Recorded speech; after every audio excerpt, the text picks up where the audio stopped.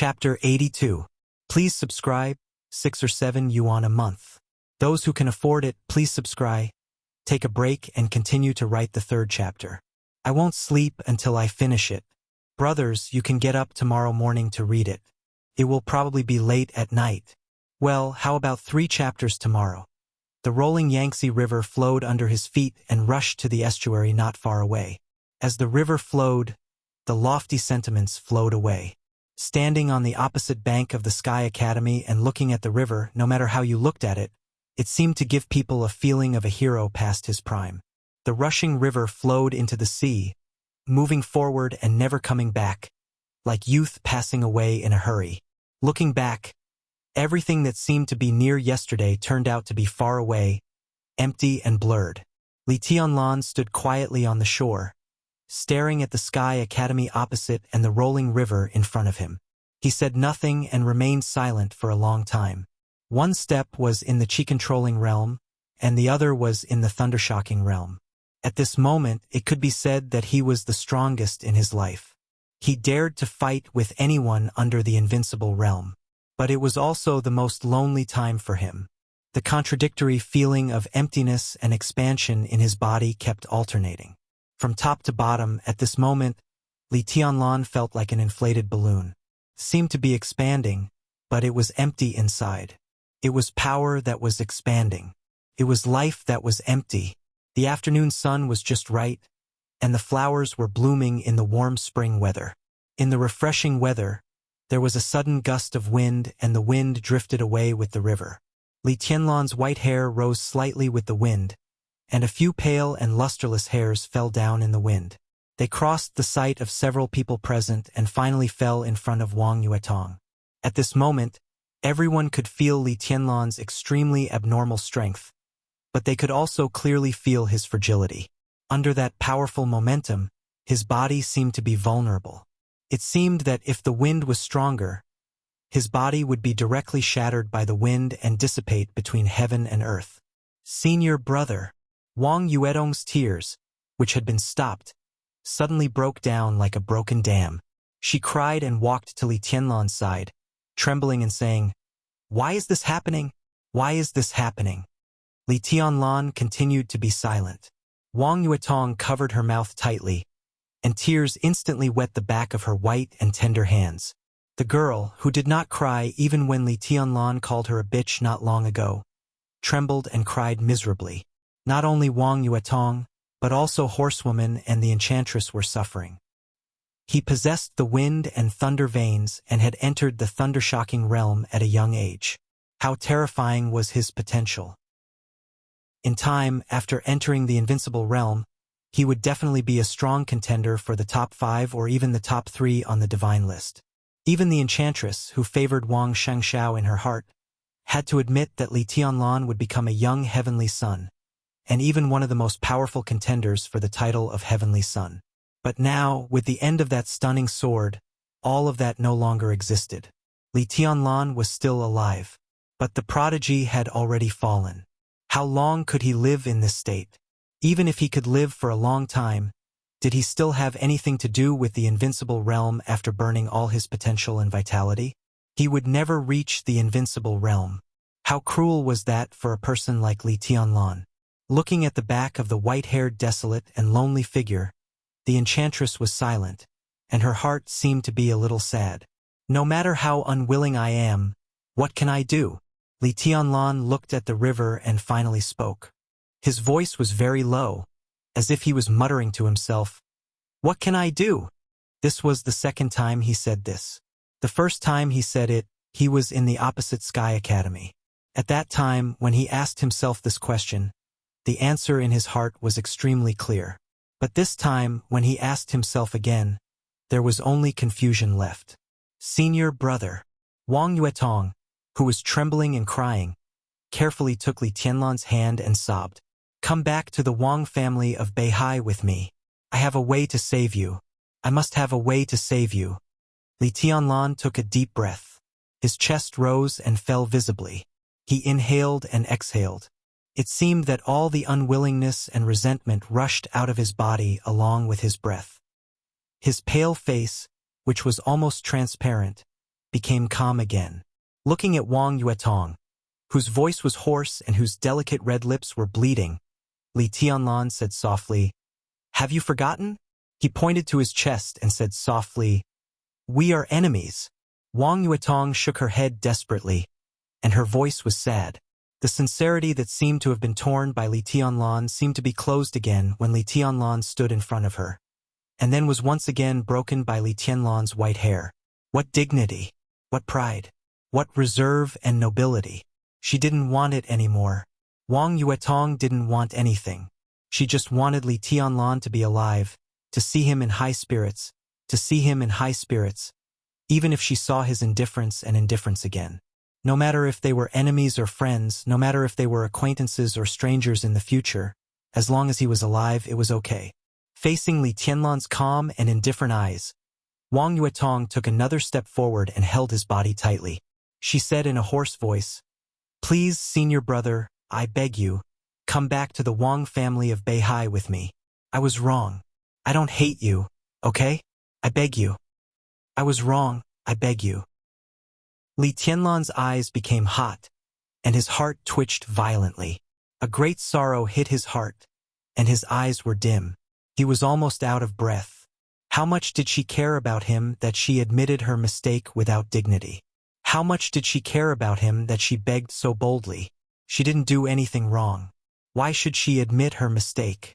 Why should she beg? She was the youngest daughter of the young generation of the Wang family of Beihai who was most favored by Wang Tianzong. Li Tianlan could clearly feel his heart twitching violently. At this moment, Wang Yuetong wouldn't know how much the man she loved and hated wanted to hold her in his arms, and Li Tianlan didn't want her to know. She had the persistence and enthusiasm to love and hate, but she might not have the courage to bear some things. Li Tianlan clenched his palms so hard that blue veins stood out on his bloodless arms. He reached out his hands, but not to hug her. Instead, he firmly pushed Wang Yuetong away. The little princess lost her balance and suddenly fell to the ground. "Bitch, get away from me." Li Tianlan's face was cold, but his heart was like a valley full of cold wind and bitterness. With the wind swirling, the whole empty valley seemed to be cold and mocking. Wang Yuetong sat on the ground in a daze, with tears streaming down her face. Her eyes, which were usually pure and enchanting, were red and swollen from crying. There was no anger or sadness in her eyes, only pleading. "You will die, senior brother, you will die. Die." When she said this word, Wang Yuetong only felt that she had no strength in her body, and she couldn't even get up for a while. She just lay on the ground and kept muttering to herself, repeating, "You will die." Li Tianlan turned his head and didn't look at her. The enchantress, who saw all this with her own eyes, suddenly flew into a rage. She was one of the core experts of the Wang family of Beihai and had a very good relationship with Wang Yuetong. They were like sisters and mothers. The enchantress loved and even spoiled Wang Yuetong from the bottom of her heart. Not to mention touching her, even if someone said something bad about Wang Yuetong, the enchantress would turn hostile and kill her. But now the little princess, whom she treasured very much, was pushed to the ground by Li Tianlan and abandoned like grass. He even called her a bitch and asked her to get away from him. The eyes of the enchantress immediately turned a demonic blood red. Lightning flashed on her body. She suddenly took a step forward and stared at Li Tianlan's back. She narrowed her eyes and said in a dangerous tone, "Li Tianlan, help Yuetong up now and apologize to her. Otherwise, I'll make you regret it. Do you believe me?" Horsewoman hesitated. Although she didn't speak, she had already made a gesture to stop her. "I won't apologize." The indifference in Li Tianlan's voice perfectly concealed the trembling in his voice. "She is bitch." "What did I say wrong? Who do you think you are? How dare you insult the princess of the Wang family of Beihai?" The enchantress took a deep breath and tried her best to adjust her state.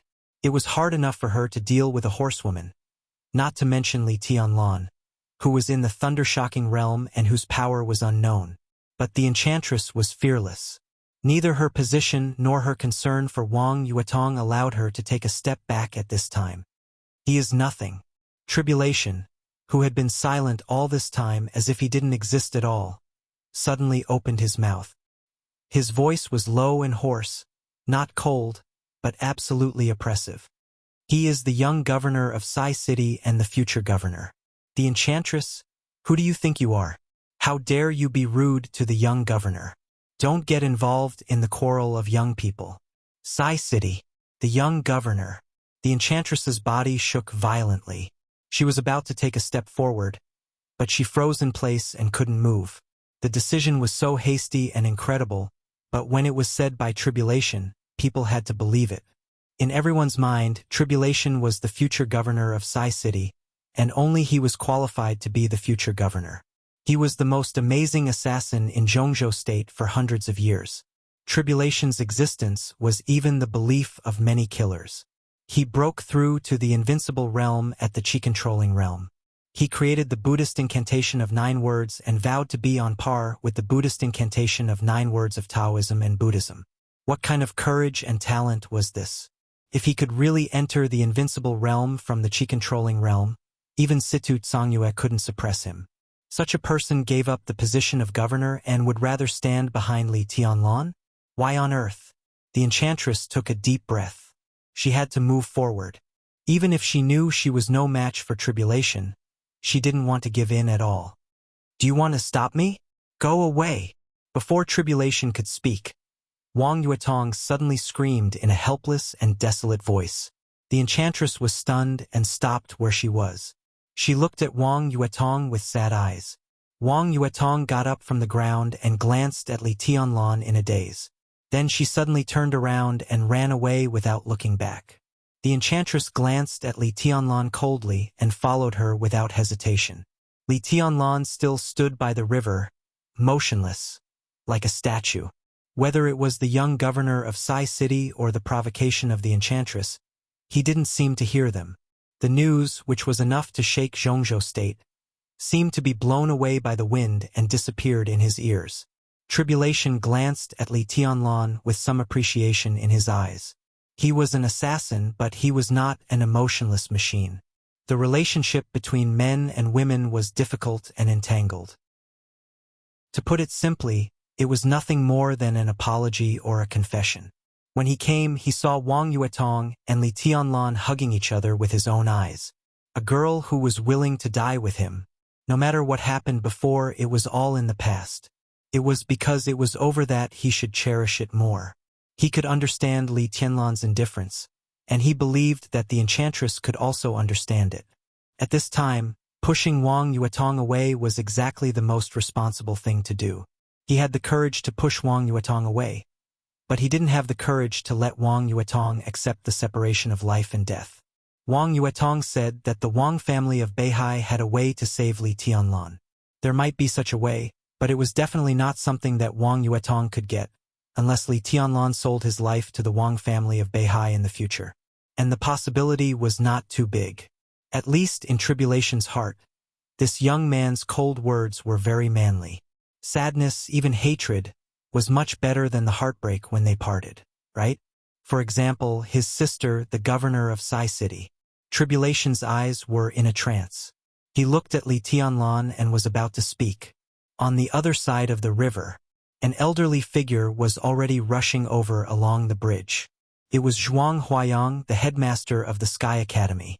Tribulation stood where he was, calm and collected.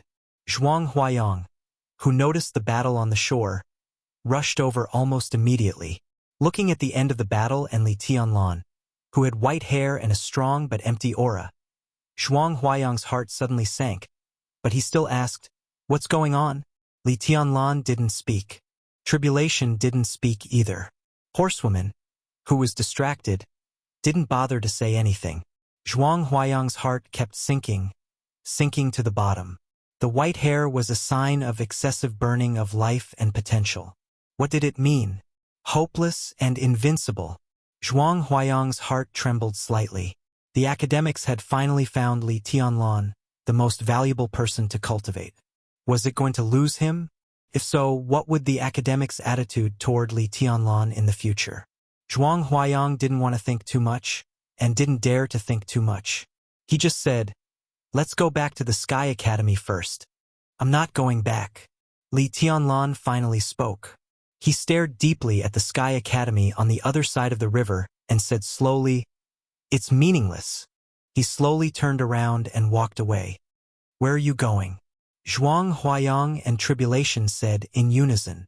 "Home." Li Tianlan said lightly. A black Mercedes-Benz rushed to the river at almost full speed. The bright car ignored the obstacles in the battlefield, roared, and finally stopped near Li Tianlan. The door opened, and Qin Weibai got out of the car in a hurry.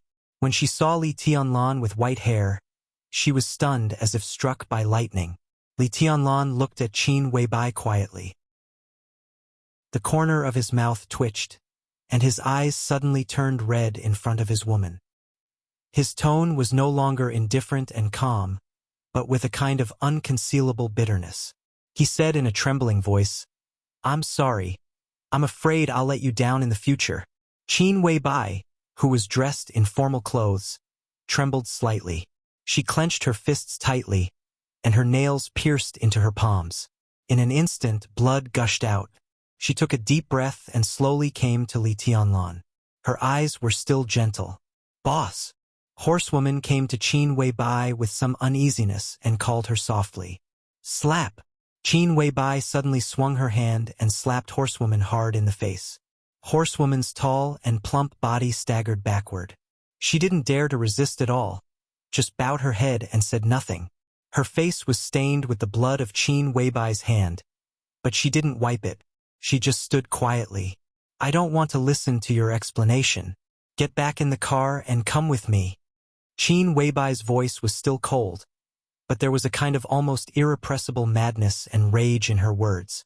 Horsewoman said nothing and directly got into the Mercedes-Benz. "I don't blame her, really." Li Tianlan looked at Qin Weibai and explained in a low voice. Qin Weibai looked at Li Tianlan again. Both her eyes and her tone became unprecedentedly gentle. "Do you trust me?"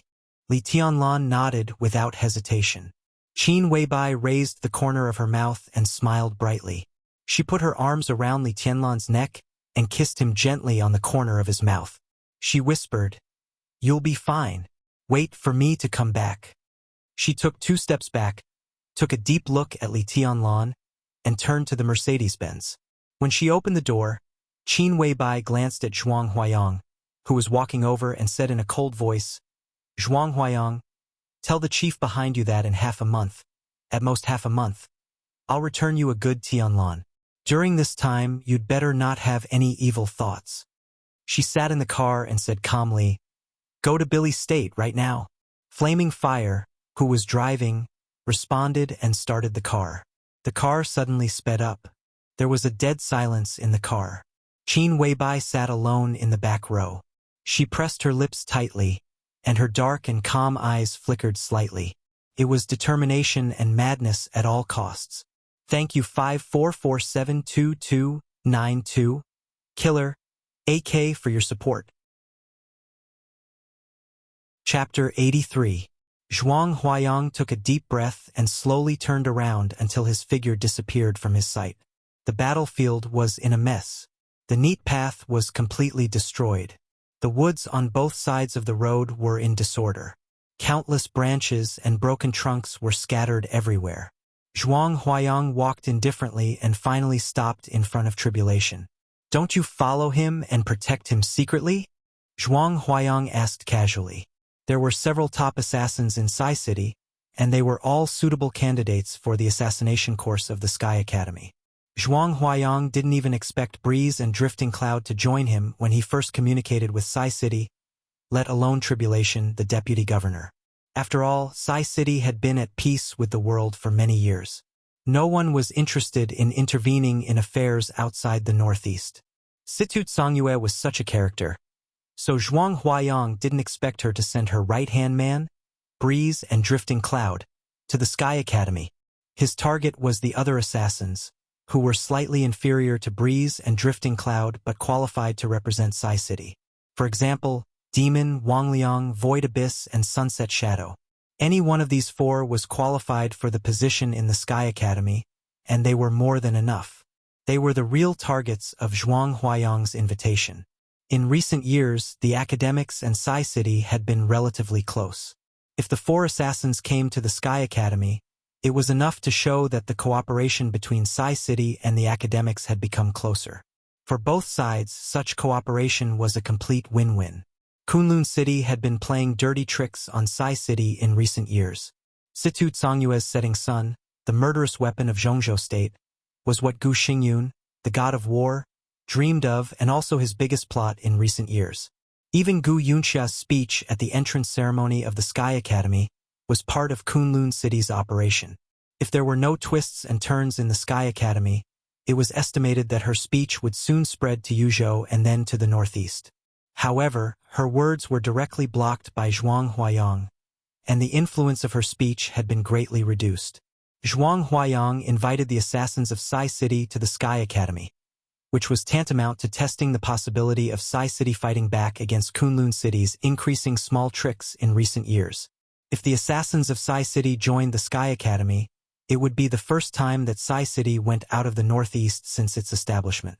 It also meant the beginning of the competition between Psi City and Kunlun City. The academics were happy to control the conflict between the two to a certain extent. At that time, the academics could take the opportunity to expand their influence in the special warfare system and give Psi City a certain degree of support. No one would find it troublesome when it was mutually beneficial. However, the only thing that Zhuang Huayang did not expect was that Situ Tsongyue would send tribulation here. Zhuang Huayang, the headmaster of Zhongzhou State and the most powerful assassin in this realm, entered the Sky Academy. Kunlun City was not the only one who felt uncomfortable. Even Zhuang Huayang himself felt happy and worried at the same time. By placing tribulation in the Sky Academy, it could no longer be said to be Psi City's counterattack against Kunlun City. The sharpest assassin in Zhongzhou State stepped into Huiding from the northeast. At the same time, it also meant that Psi City, which had always stood aloof from the world since its establishment, was about to completely wake up. Of course, it was not all because of Kunlun City. It could only be because of Li Tianlan. Li Tianlan's influence was even greater than that of Kunlun City. Tribulations coming to the Sky Academy completely showed that Psi City had already known Li Tianlan's identity. Zhuang Huayang knew Li Tianlan's identity, and he also knew the entanglement between Situ Tsongyue and Li Guangtu in those years. Perhaps all the upper class of Zhongzhou State had heard of this. It was not difficult to understand whether the hidden god of Zhongzhou State in Psi City loved Li Guangtu's son or hated him. Now, with the arrival of tribulation and barely saving Li Tianlan, Psi City's position had been obvious. Love me, love my dog? Zhuang Huayang looked thoughtful. He suddenly realized that it was a good move to draw Li Tianlan into the academics. In a short period of time, this young man with a sensitive identity had connected too many things, intentionally or unintentionally.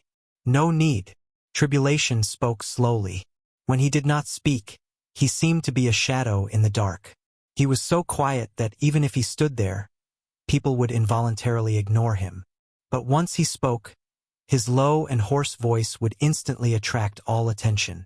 In the current state of young governor, he doesn't need anyone to protect him. I can't stop those who can kill him. Zhuang Huayang looked stunned. Young governor? Psi City will announce this news in the near future, confirming Li Tianlan as the next governor of Psi City. Tribulation said in a flat tone. Zhuang Huayang's face changed, and for a moment, his expression was extremely interesting. Two opposite emotions, ecstasy and worry, intertwined in his heart. He opened his mouth and said subconsciously, "This is really an accident." There was too much and too complicated information behind the news that Li Tianlan had become the young governor of Kunlun City. From the perspective of the academics, this was naturally a good thing. The descendant of the lonely Li family joining the academics was completely different from the young governor of Psi City joining the academics. Everyone could only look forward to his potential and growth in the former, while the latter could further strengthen the relationship between the academics and Psi City. Perhaps everyone in the academics was more than happy to see this. But from the perspective of the overall situation of the special warfare system of Zhongzhou State, this was definitely not good news. Psi City, which had been silent since its establishment, suddenly announced its successor, who was a stranger to most people. Whether most people were curious or not, at least some big forces that had been paying attention to Sai City would definitely do everything possible to find out Li Tianlan's identity. The surname of the young governor of Sai City was Li. This information in itself was an important clue. It was no exaggeration to say that once the news of Sai City was announced, Li Tianlan would be directly exposed to the eyes of all parties. How long could he hide his identity? 1 day? Or 2 days? Once his identity was revealed, the entire special warfare system of Zhongzhou State would definitely immediately set off a violent storm. The descendant of the Li family became the young governor of Sai City, which would make countless big shots sleepless. The Prince Group, Sai City, Dongqing Clan, Kunlun City, the Wang family of Beihai, Samsara, and even some foreign forces related to those years would be completely involved. At that time, the entire Zhongzhou State would be filled with gunpowder. How could the academics survive? Li Tianlan. Li Tianlan? Zhuang Huayang muttered in his heart, shook his head, and smiled bitterly in his heart. This is simply a scourge. I suggest Her Highness Hidden God take it slow on this matter. Zhuang Huayang finally spoke. As he spoke, he emphasized again, well, take it slow. Li Tianlan's current physical condition was extremely bad, and no one could see his future. But at least according to Zhuang Huayang's knowledge, it was extremely difficult for him to recover. But it was not impossible. Once he recovered and became the young governor of Kunlun City, both Kunlun City and the Prince Group would rush over to tear him into pieces when his identity was exposed. At that time, the entire special warfare system of Zhongzhou State would immediately become extremely chaotic, and some foreign forces might even have the opportunity to take advantage of it. No matter how much the academics wanted the right to speak in the special warfare system, it was impossible for them to do so. For hundreds of years, senior officials, generals, and even experts of the invincible realm acted within the rules. If they fought too fiercely and foreign forces took advantage of it, what was the difference between that and treason? Zhuang Huayang was silent. Thinking of the treason case 20 years ago, there seemed to be a trace of haze in his eyes. Yes, take it slow. At least wait for Tianlan to recover first. Tribulation nodded, but his eyes were a little confused. Although Li Tianlan's sword was forced back by him, there was not much potential and vitality left. Tribulation didn't know why Li Tianlan still had 1 foot in the thundershocking realm, but it should have something to do with his excessive overdraft of vitality. Although he couldn't figure it out, it was the only explanation. It was easier said than done to recover from such a strange state. Did he really have to contact the Wang family of Beihai? Present, it seemed to be the only way for Li Tianlan to recover. The Wang family of Beihai did have a way to save Li Tianlan, but he couldn't come up with a decent bargaining chip. Talking to Wang Tianzong about this was not drawing his blood at all, but digging his heart. The murderous weapon-setting son of Sai City was powerful enough, but it belonged to Zhongzhou State. Sai City had the right to use it, but not the right to trade. Tribulation stood quietly. The mask that almost covered his whole face was shining. His expression couldn't be seen, but his eyes became obviously agitated. What is Tianlan's situation now? Zhuang Huayang glanced at Tribulation and suddenly asked. His body is very poor, but his combat capability is very strong. Tribulation answered subconsciously, but his mind was obviously not on it. In short, let's put off the matter of young governor. If he can recover, it's better to announce it after he graduates. Zhuang Huayang said seriously, that's the best time. I will also tell Her Highness Hidden God my suggestion. 3 years later, Li Tianlan graduated. If Li Tianlan could recover in these 3 years, it would be enough for the academics to completely value him. 3 years' time would also allow the academic faction to get closer to other parties. 3 years later, the midterm change was almost settled. As the current ruling group of Zhongzhou State, there would definitely be an outbreak after the chief stabilized the situation. At that time, the academics would not be the dominant force, but at least the academics would be stronger than it was now. That would be the time when everything would be ready. As for now, everything was still clear, and the future was uncertain. If Li Tianlan's identity was exposed, once the Prince Group and Kunlun City went all out, their strength would not be enough or even far behind. Once the conflict broke out, Sai City was bound to go all out. But the crux of the problem was that Sai City had stood aloof from the world since its establishment. When this organization was mentioned, people would think it was very powerful, but when they thought about it carefully, they didn't know how it was powerful. Sai City, with less than 1,000 people, was basically supported by Situ Songyue and several top assassins. As a newly established giant force compared with Kunlun City and the Prince Group, Sai City was far behind them in terms of scale and foundation. The Dongqing clan seemed to be close to Li Tianlan now, but the actual relationship was confusing. Zhuang Huayang could not guarantee what kind of support the Dongqing clan would give Li Tianlan when the great change happened. Even if they were willing to go all out, the giant group had always been very loose. It would be good if they didn't make trouble for the Dongqing clan. It had never happened to expect them to work together. Even if it was the academics, everything Li Tianlan had shown now seemed not enough for the academics to make up their mind to fight the Prince Group and Kunlun City at all costs, especially in this sensitive period. Everything was not clear yet, so it was better to keep a low profile. Tribulation glanced at Zhuang Huayang and turned to the Sky Academy without saying a word. Zhuang Huayang frowned slightly, but he also knew that the Lord of Shadow in Zhongzhou State was notoriously difficult to get along with. He smiled helplessly and was ready to leave. Suddenly, a cell phone rang. Zhuang Huayang froze for a moment and then answered. On the phone, Qin Weibai's cold voice sounded. Headmaster Zhuang, is there another body at the scene? Zhuang Huayang froze for a moment and saw the black-robed man lying on the ground not far away. Yes. He nodded and chuckled. Keep it. Qin Weibai's tone was indifferent. I left in a hurry. Maybe I've seen that person. Zhuang Huayang said yes with a smile and hung up the phone. At the same time, inside the garden party, Wang Yuetong, whose eyes were red and swollen from crying, rushed through a picturesque antique bridge and came directly to the octagonal pavilion in the center. In the pavilion, Wang Tianzong's figure was still sitting there, seemingly meditating. At this moment, he was no longer the center of the world when he was completely quiet. At this moment, he seemed to have become a part of the pavilion.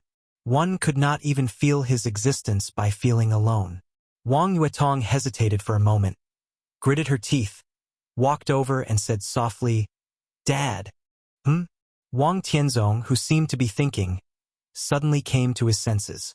Looking at his baby daughter's red and swollen eyes, his eyes suddenly focused.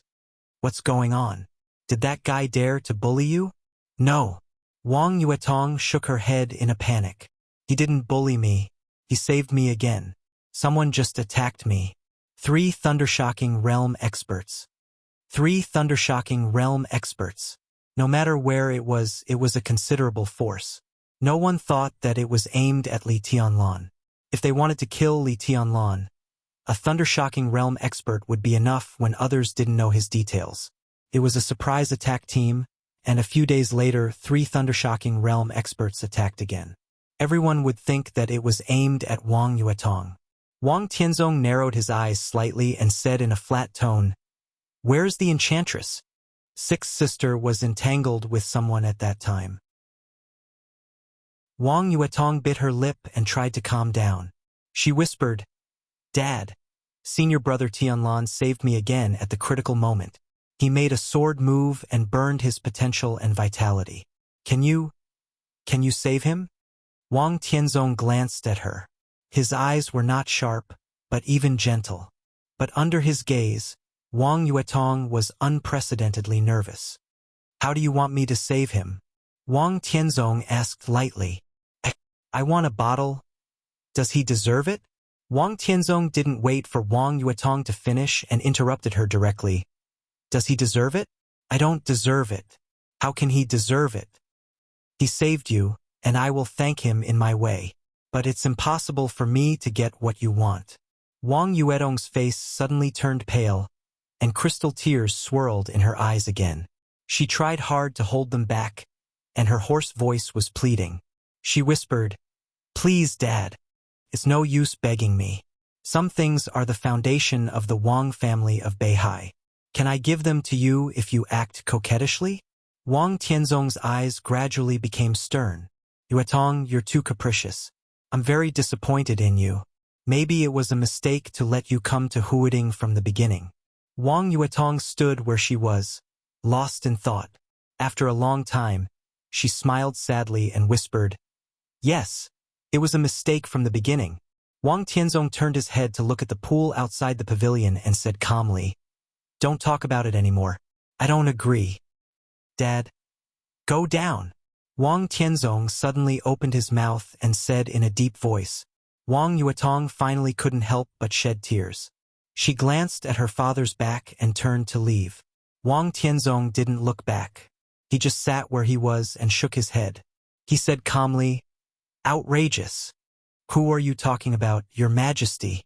An old and gentle voice rang out.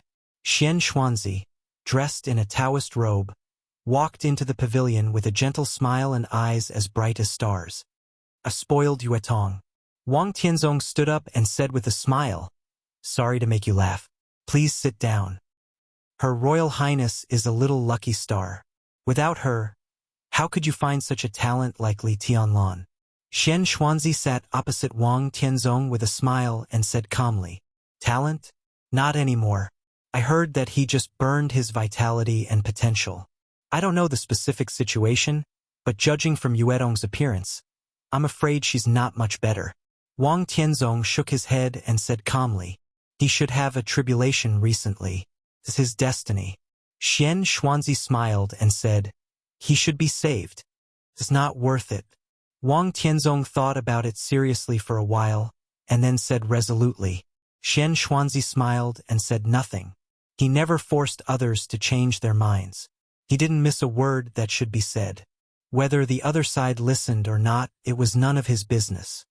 "Don't you want to ask what's going on?" Xian Xuanzi asked with a smile.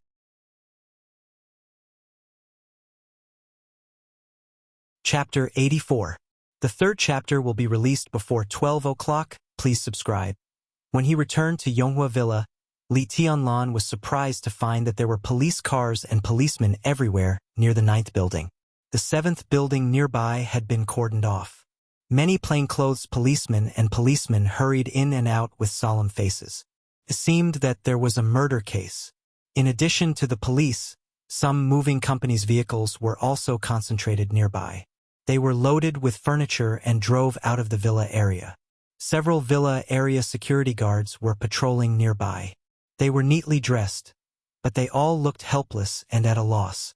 Li Tianlan didn't intend to join in the fun, nor was he in the mood. He just vaguely heard people's discussion. The owner of the 7th building who was killed was a well-known local entrepreneur and seemed to have a close relationship with some people in the district. Now the family of 4 and 5 bodyguards all died tragically at home. It seemed that they had offended some big shots. There were not many onlookers around, but those who dared to come were basically not afraid of trouble. Some people excitedly discussed the cause of death of the deceased, such as burglary, intentional murder, and so on. The scenes of gratitude and hatred were vividly described by their mouths, as if everyone had personally experienced the knife and sword shadows in the 7th building. With a head full of white hair, Li Tianlan walked through the crowd expressionlessly and opened the door of Villa number 9. He had no interest in understanding what was going on outside, but he guessed that what was going on outside had something to do with him. The cause of death of the owner of the 7th building was unknown, so Li Tianlan would not make wild guesses. But he felt that the craze of moving in the villa area had something to do with him. The night before yesterday, Tan Qinghua led a team to rush into Yonghua Villa. The appearance of Dongqing Wudi did not cause too much conflict, but it must have aroused the uneasiness of the nearby owners. The sensitivity of the 7th building was the catalyst. It was probably because of this that many owners felt that Yonghua Villa had become a place of trouble. It was a good choice to temporarily avoid it. A place of trouble and a person of trouble. Li Tianlan opened the door of the villa and laughed at himself. The villa was clean and tidy, and everything was neatly arranged. Li Tianlan quietly went upstairs and walked into the bedroom. The bedroom was filled with the rich and natural fragrance of Qin Wei Bai. There seemed to be a trace of ambiguity in the air. The bed had been changed with new sheets and the quilt was neatly laid on the bed, looking cozy and warm. Li Tianlan didn't take off his clothes. He lay quietly on the bed, and his emotions were so calm that he was almost numb. He closed his eyes and silently felt his body. The extremely powerful force in his body seemed to be still expanding, as if there was no end. But he knew very well that it was because his vitality was still passing away. He was still alive mainly because tribulation had pressed back his sword along with part of his vitality. But vitality was overdrawn. Although it still existed in his body, it was more like a temporary storage. It was passing away every minute and second. Maybe it wouldn't be long before he became a lifeless corpse. Li Tianlan gritted his teeth, but his expression was as cold as a glacier. He sat up from the bed, calmed himself down, closed his eyes and began to meditate. No matter whether the road ahead was a dead end or a smooth road, he would not give up or despair. If the end of his fate was really doomed, he just wanted to do something in the limited time he had left. He had to do something. At the very least, he could not wait for death in silence. In the bedroom filled with a faint fragrance, Li Tianlan closed his eyes and completely emptied his mind. Time passed bit by bit, and his breathing became slower and steadier. He seemed to have become a statue. The sun was setting. The sun was setting. The moon was high in the sky. When the moonlight covered the whole villa area, a sweet doorbell suddenly rang, interrupting Li Tianlan's deep meditation. Li Tianlan opened his eyes in a trance, took a deep breath, withdrew from the state of meditation, and slowly went downstairs. He felt the condition of his body and subconsciously felt a little disappointed. An afternoon of meditation did not improve his body at all. Even his vitality was still passing away, but at a slightly slower speed. The only thing that comforted him was that the feeling of emptiness in his body seemed to be slightly better. It was not obvious, but it was real. Thinking of the bottle of youth he once drank, Li Tianlan fell silent. It should be the effect of the bottle of youth that was working. It was said that youth also contained a large amount of vitality. However, the so-called large amount of vitality was only a drop in the bucket compared to his consumption. At most, it could let him live for a few more days. He turned on the monitor outside the door. On the small screen stood a vague figure in the dark. The figure was plump and sexy, but at this time the charming face was full of anxiety and anxiety. The enchantress from the Wang family of Beihai. Li Tianlan was stunned for a moment, and then his heart suddenly sank. What was she doing here? Li Tianlan threw away the monitor in his hand, strode to the door, and opened the door of the villa. Outside the villa, the enchantress was still raising her hand to press the doorbell. Seeing Li Tianlan come out, the core expert of the Wang family of Beihai breathed a sigh of relief and asked directly, "Is Yuetong here?" Li Tianlan's heart instantly sank to the bottom. It was really because of Wang Yuetong. No. He shook his head and said, "What's wrong with Yuetong?"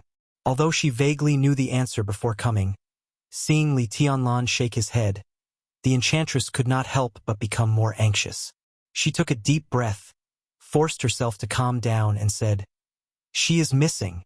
Someone attacked the garden party at noon today. Shang Xiao was seriously injured, and Yuetong was also missing." His Majesty immediately went out to chase them, but he did not catch them. Crack! Li Tianlan's palm suddenly tightened, and his 5 fingers unconsciously penetrated the metal door of the villa. Who did it? Gu Xingyun? Attacking the garden party, seriously injuring Wang Shangxiao, and taking Wang Yuetong away. Now Wang Shangxiao was very likely to enter the thundershocking realm. How terrifying was the invincible realm expert with wind and thunder veins. No one could imagine it without facing it personally. In the case that Wang Tianzong rushed over as soon as possible, the other party could seriously injure Wang Shangxiao and take Wang Yuetong away. Moreover, Wang Tianzong did not even catch up with them afterward. Such a person was definitely a real invincible realm expert, and even among the invincible realm experts, he was the kind of person who rarely had an opponent. Among the 4 invincible realm experts in the vast Zhongzhou state, Gu Qianchuan, the first elder of Kunlun City, who had never been on the holy list, definitely did not have such ability. The other 3 people were on the divine list. Excluding Wang Tianzong, there were only the hidden god of Zhongzhou State, Situ Tsangyue, and the war god of Zhongzhou State, Gu Xingyun. Situ Tsangyue ranked 15th and last on the divine list. There was still a gap between her strength and Wang Tianzong's. Even if she attacked first, it was impossible for Wang Tianzong not to catch up with her. In this way, the most suspicious target was only the war god of Zhongzhou State. Gu Xingyun, the governor of Kunlun City, ranked 4th on the world divine list. In Zhongzhou State, his strength was the closest to Wang Tianzong's. In the case of taking the initiative, he was the only one who could barely keep Wang Tianzong from catching up. As for other overseas invincible realm experts, they might also be able to do this. But such people were either the patron saints of other superpowers or the masters of a superpower. Not to mention whether they dared to come to Huading at the risk of dying in Zhongzhou State after being discovered.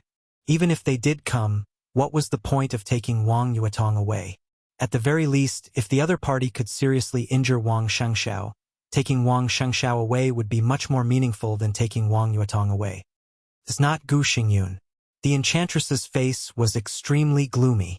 Negative emotions such as uneasiness and irritation appeared on her face, and she could not suppress them at all.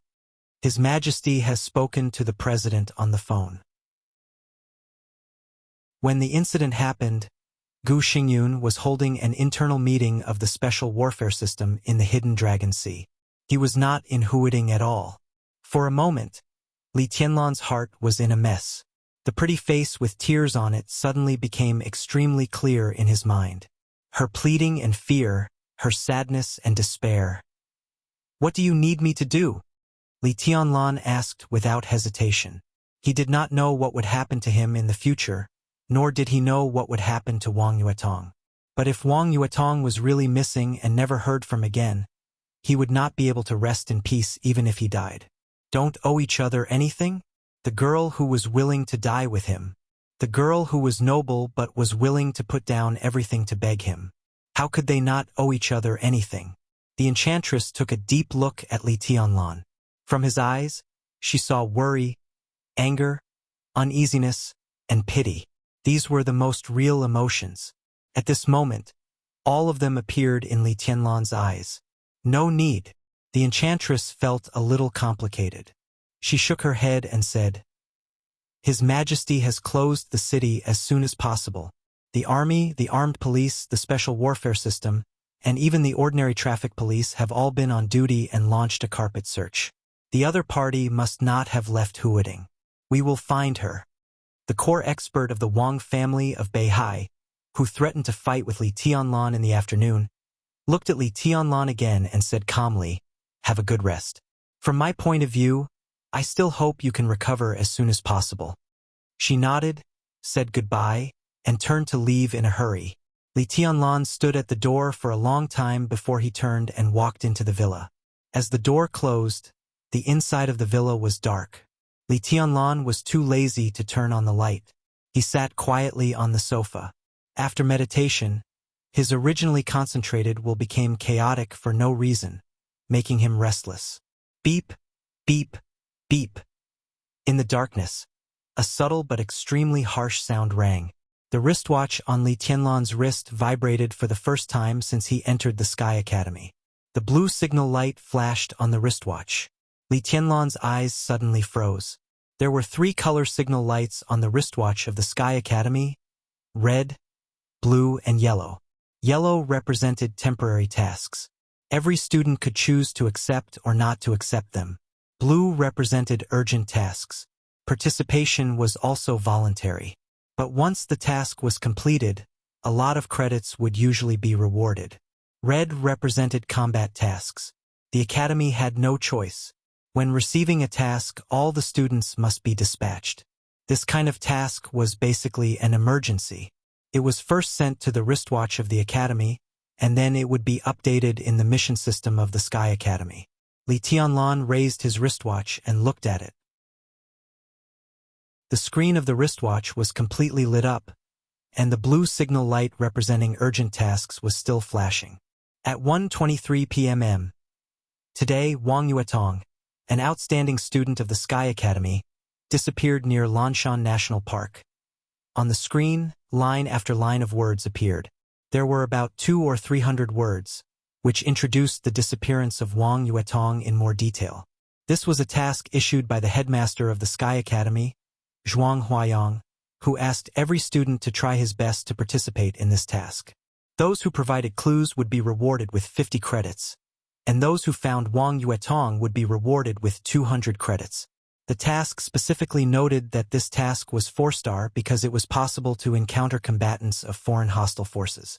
In the Sky Academy, there was also a credit reward for completing 5 tasks above 4-star in a row. Li Tianlan narrowed his eyes slightly and looked at the screen of the wristwatch. There was no doubt that Wang Tianzong had begun to use the power of the Southeast Group to influence the Sky Academy after failing to find Wang Yuetong in the afternoon. Gu Xingyun was in Yuzhou, so it was very likely that the one who attacked Wang Yuetong this time was the most unlikely foreign force. Because foreign forces were involved, the urgent task issued by the Sky Academy was acceptable. Moreover, it was to find someone, not to fight, so the difficulty of a 4-star task was not outrageous. Li Tianlan silently read the task signed by Zhuang Huayang until the phone rang. Li Baiyan's voice came from the phone. Tianlan, have you come back from Zhongwen province? Have you read the task issued by the academy? The headmaster doesn't allow me and Brother Awesome to participate. Do you want to have a try? Li Tianlan said, yes, I have this plan. By the way, ask Chenqing if he knows where the largest intelligence organization in Huading is. How can I contact him?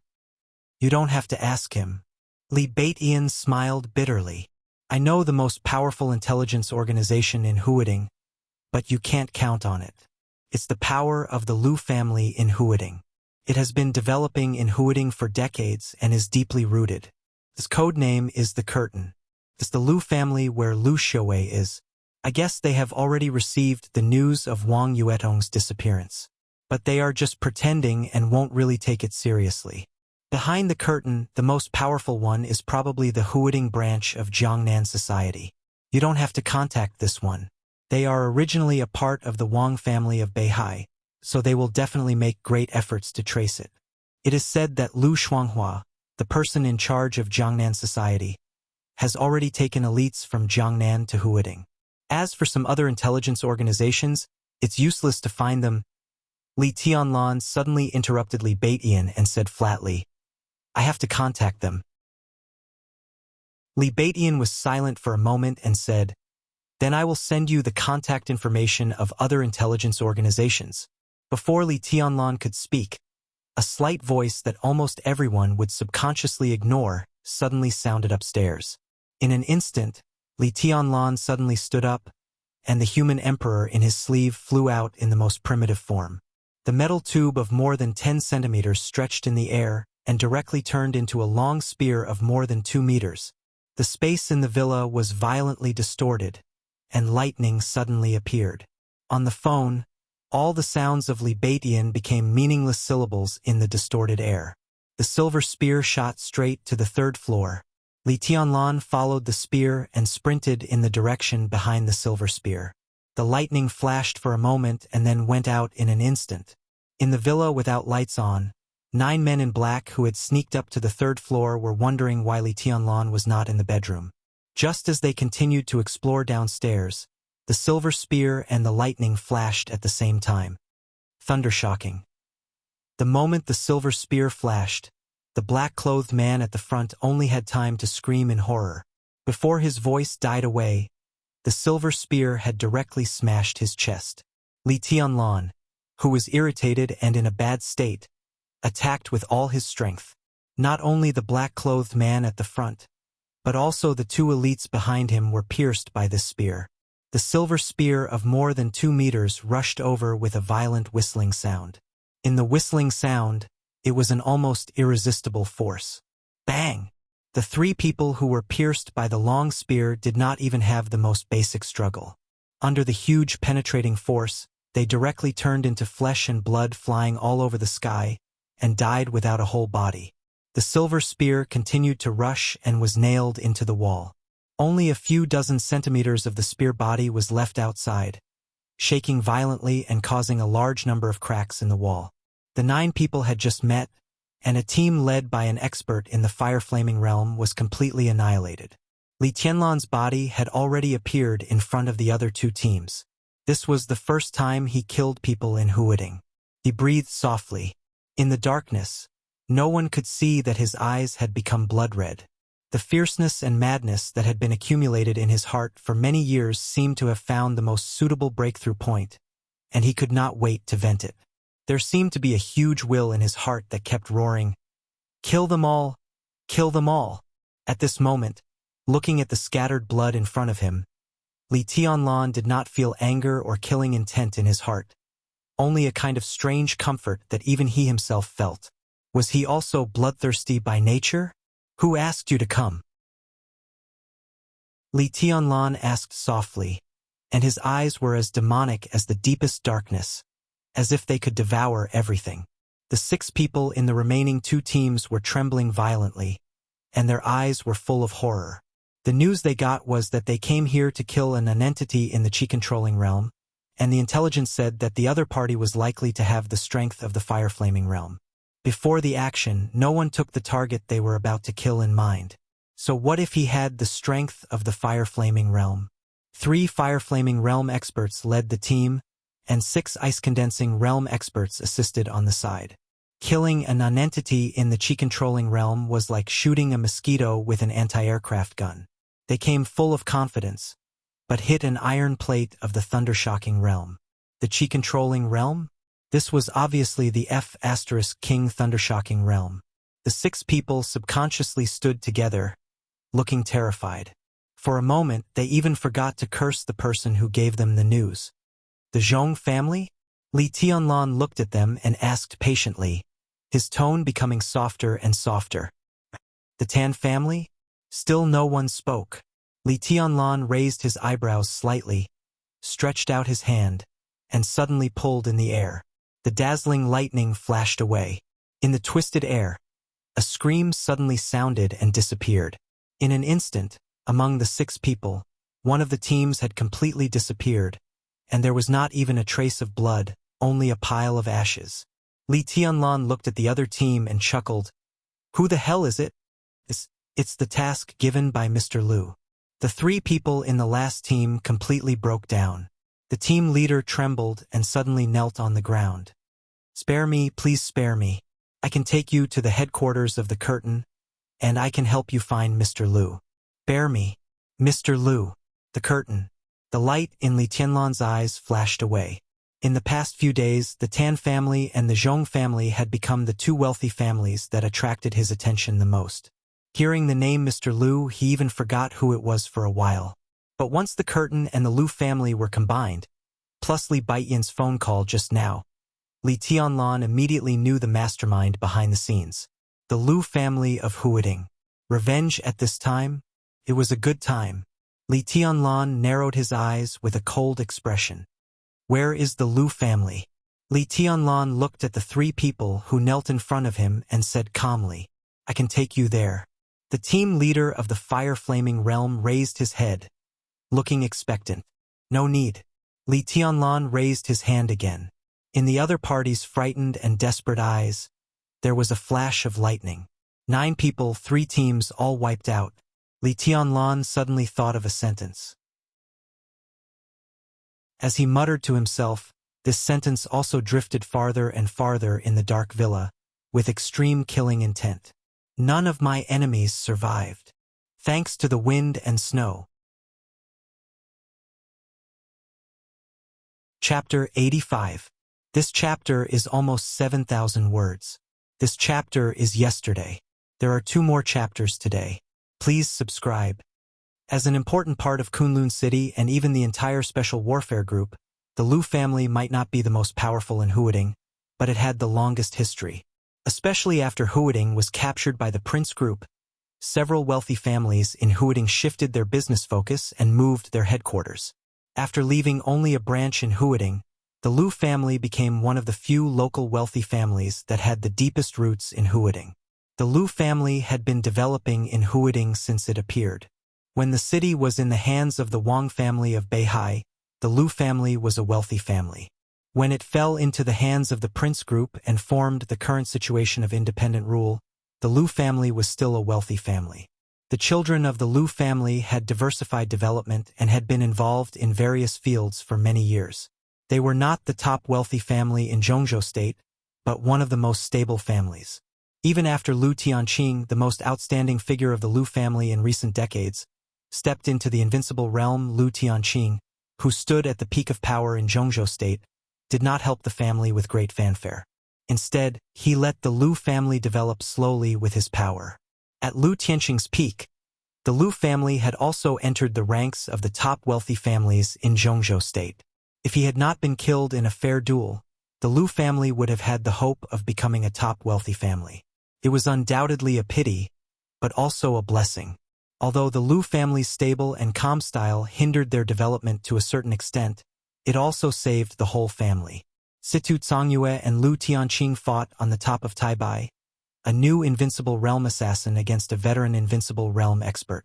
Maybe some people foresaw that Lu Tianqing would lose, but absolutely no one thought that Lu Tianqing would die. Lu Tianqing's death completely established the reputation of Sai City, and at the same time, directly pushed his family to the edge of the cliff. When the bad news came, the whole Lu family did not cry or make a fuss. Instead, they made a lot of compromises at once. Lu Tianqing's younger brother, Lu Tianjing, was the mayor of Huading at the time. Judging from the situation at that time, he was very likely to go one step further. Even if he did not reach the top in Huading, he was very sure that he could enter Yuzhou and the cabinet. As long as he took this step and Lu Tianqing did not die, the Lu family would become one of the top wealthy families in Zhongzhou State. At that time, Lu Tianjing had a good reputation. In fact, even if Lu Tianqing died, there was still a possibility for him to succeed. But Lu Tianjing compromised in silence, gave up the opportunity to enter the cabinet, and gave the position to the academics intentionally or unintentionally. Soon after, Lu Tianjing retired completely. Just when everyone thought that the Lu family was about to disappear, Kunlun City made a gesture to protect the Lu family, and the academics also gave limited support. After that difficult time, the Lu family began to develop their well-established intelligence organization. Over the years, the intelligence department of the Curtain had been going deeper and deeper into Huading. Today, it had formed the largest intelligence network in Huading. Among the local wealthy families in Huading, the Lu family was far behind the Zhang family in terms of connections, prestige, and influence. In terms of overall strength and development prospects, the Lu family was no match for the Tan family. However, in the field of intelligence, even if the Zhang family and the Tan family combined, they would not be able to match up to the Lu family. In recent years, although the Lu family had fallen from the first tier to the second tier, its foundation in Huading had become more and more stable. The influence of Lu Tianqing's death on the Lu family had almost completely disappeared. 5 years ago, the Lu family and the Tan family were connected by marriage. 3 years ago, Lu Shouqing, the son of Lu Tianjing, the old master of the Lu family, who was only 42 years old, successfully entered the municipal government from the position of the mayor of Yunjian district and served as the third deputy mayor of Huading. The younger generation of the Lu family, Lu Dongchao and Lu Dongyu, also began to make their mark in the Sky Academy. The foundation of the Curtain was getting deeper and deeper. At the beginning of this year, Lu Shouwei, who had taught at the Sky Academy for 3 years, finally stepped into the teaching office and became one of the deputy directors of the teaching office. At the beginning of this year, there was a rumor that Zhou Shiru, the executive deputy mayor of Huading and a leading figure of the academics, was likely to be transferred to a province in the northwest of Zhongzhou State as the governor in preparation for the midterm change in 2 years. Once this rumor became a reality, Lu Shouqing was likely to take over Zhou Shiru's position. The whole Lu family seemed to be thriving. Such a Lu family no longer pinned all its hopes on one person, and its vitality was destined to be more tenacious. Lu Tianjing, who was already old, even looked forward to the day when the Lu family returned to the first-tier wealthy families every day. But as a result, the entrance maneuver of the Sky Academy, which no one cared about, completely disrupted the deployment of the Lu family. Lu Shouwei was killed. Lu Dongchao was killed. In the 10 years after Lu Tianqing's death, The Lu family had never suffered such a heavy loss. Such a result made Lu Tianjing, who had been dreaming almost every day, almost go crazy. He had to take revenge. How could he not take revenge? But as the Sky Academy went on holiday, a series of events made Lu Tianjing's heart heavier and heavier. Li Tianlan disabled Zhong Xiaofeng. Ning Qianqing killed Tan Xilai. Qin Weibai and Zhuang Huayang protected him. It was said that Dongcheng Wudi also appeared in Yonghua Villa that night. Lu Tianjing was steady. Just listening to these names, he could feel a heavy pressure. He was not afraid, but he still hesitated about whether to take revenge now. Until today, after receiving a phone call, Lu Tianjing, who had not made up his mind, finally took action. 3 experts in the fire-flaming realm and 6 in the ice-condensing realm. This was definitely a big assassination. Lu Tianjing had no choice. He had sent people out. At this moment, he could only wait quietly for the good news. Today was the Lu family's family banquet. In the independent small manor of the Lu family, almost all the members of the family were present. Men and women sat at the table in the spacious dining room. In front of them was a sumptuous dinner, which looked very grand. But the atmosphere in the dining room was extremely depressing.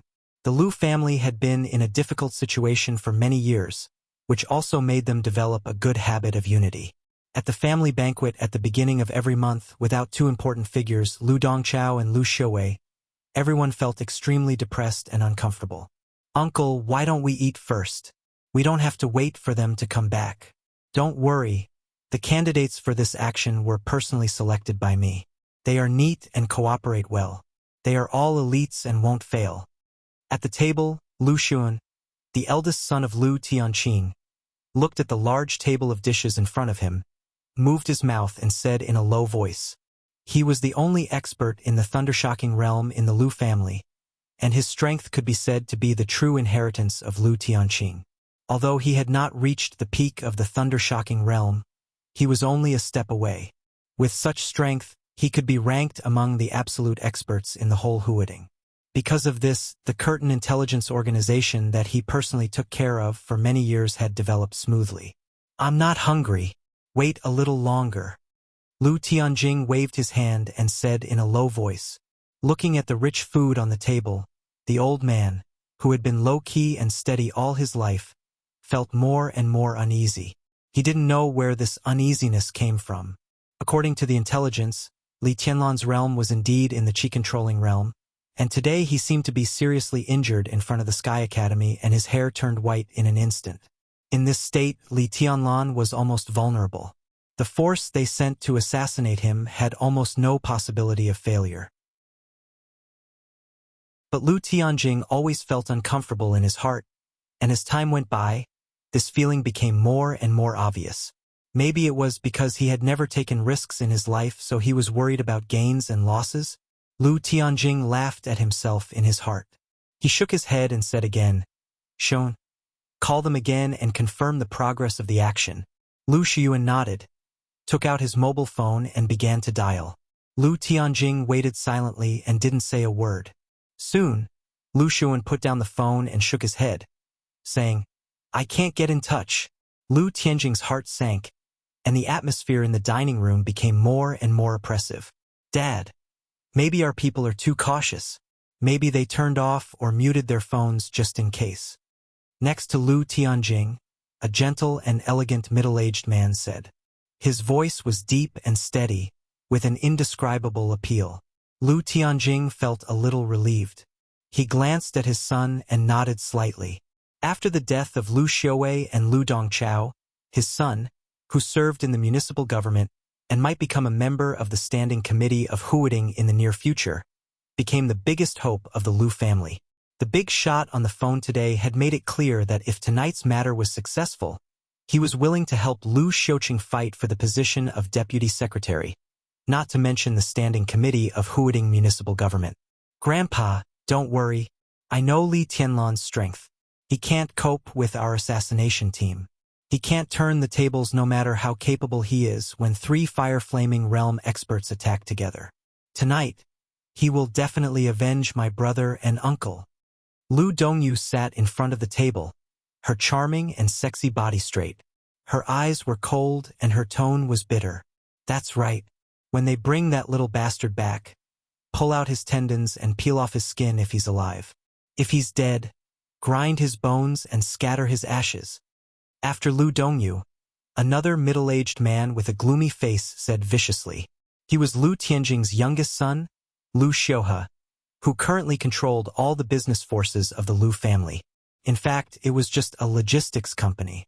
In terms of business, the Lu family had a short start and poor foundation, which had always been their shortcoming. In addition, after Lu Tianjing's death, many industries were thrown out as bargaining chips for self-protection. Now the Lu family had just recovered. The so-called logistics company was only 2 or 3 billion, which didn't match the status of a wealthy family at all. Lu Xiuhe had a bad temper. He was a playboy when he was young and couldn't be of great use.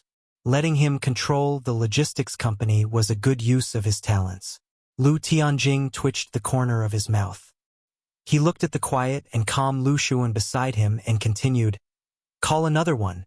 Lu Shuan nodded slightly and took out his mobile phone to dial again.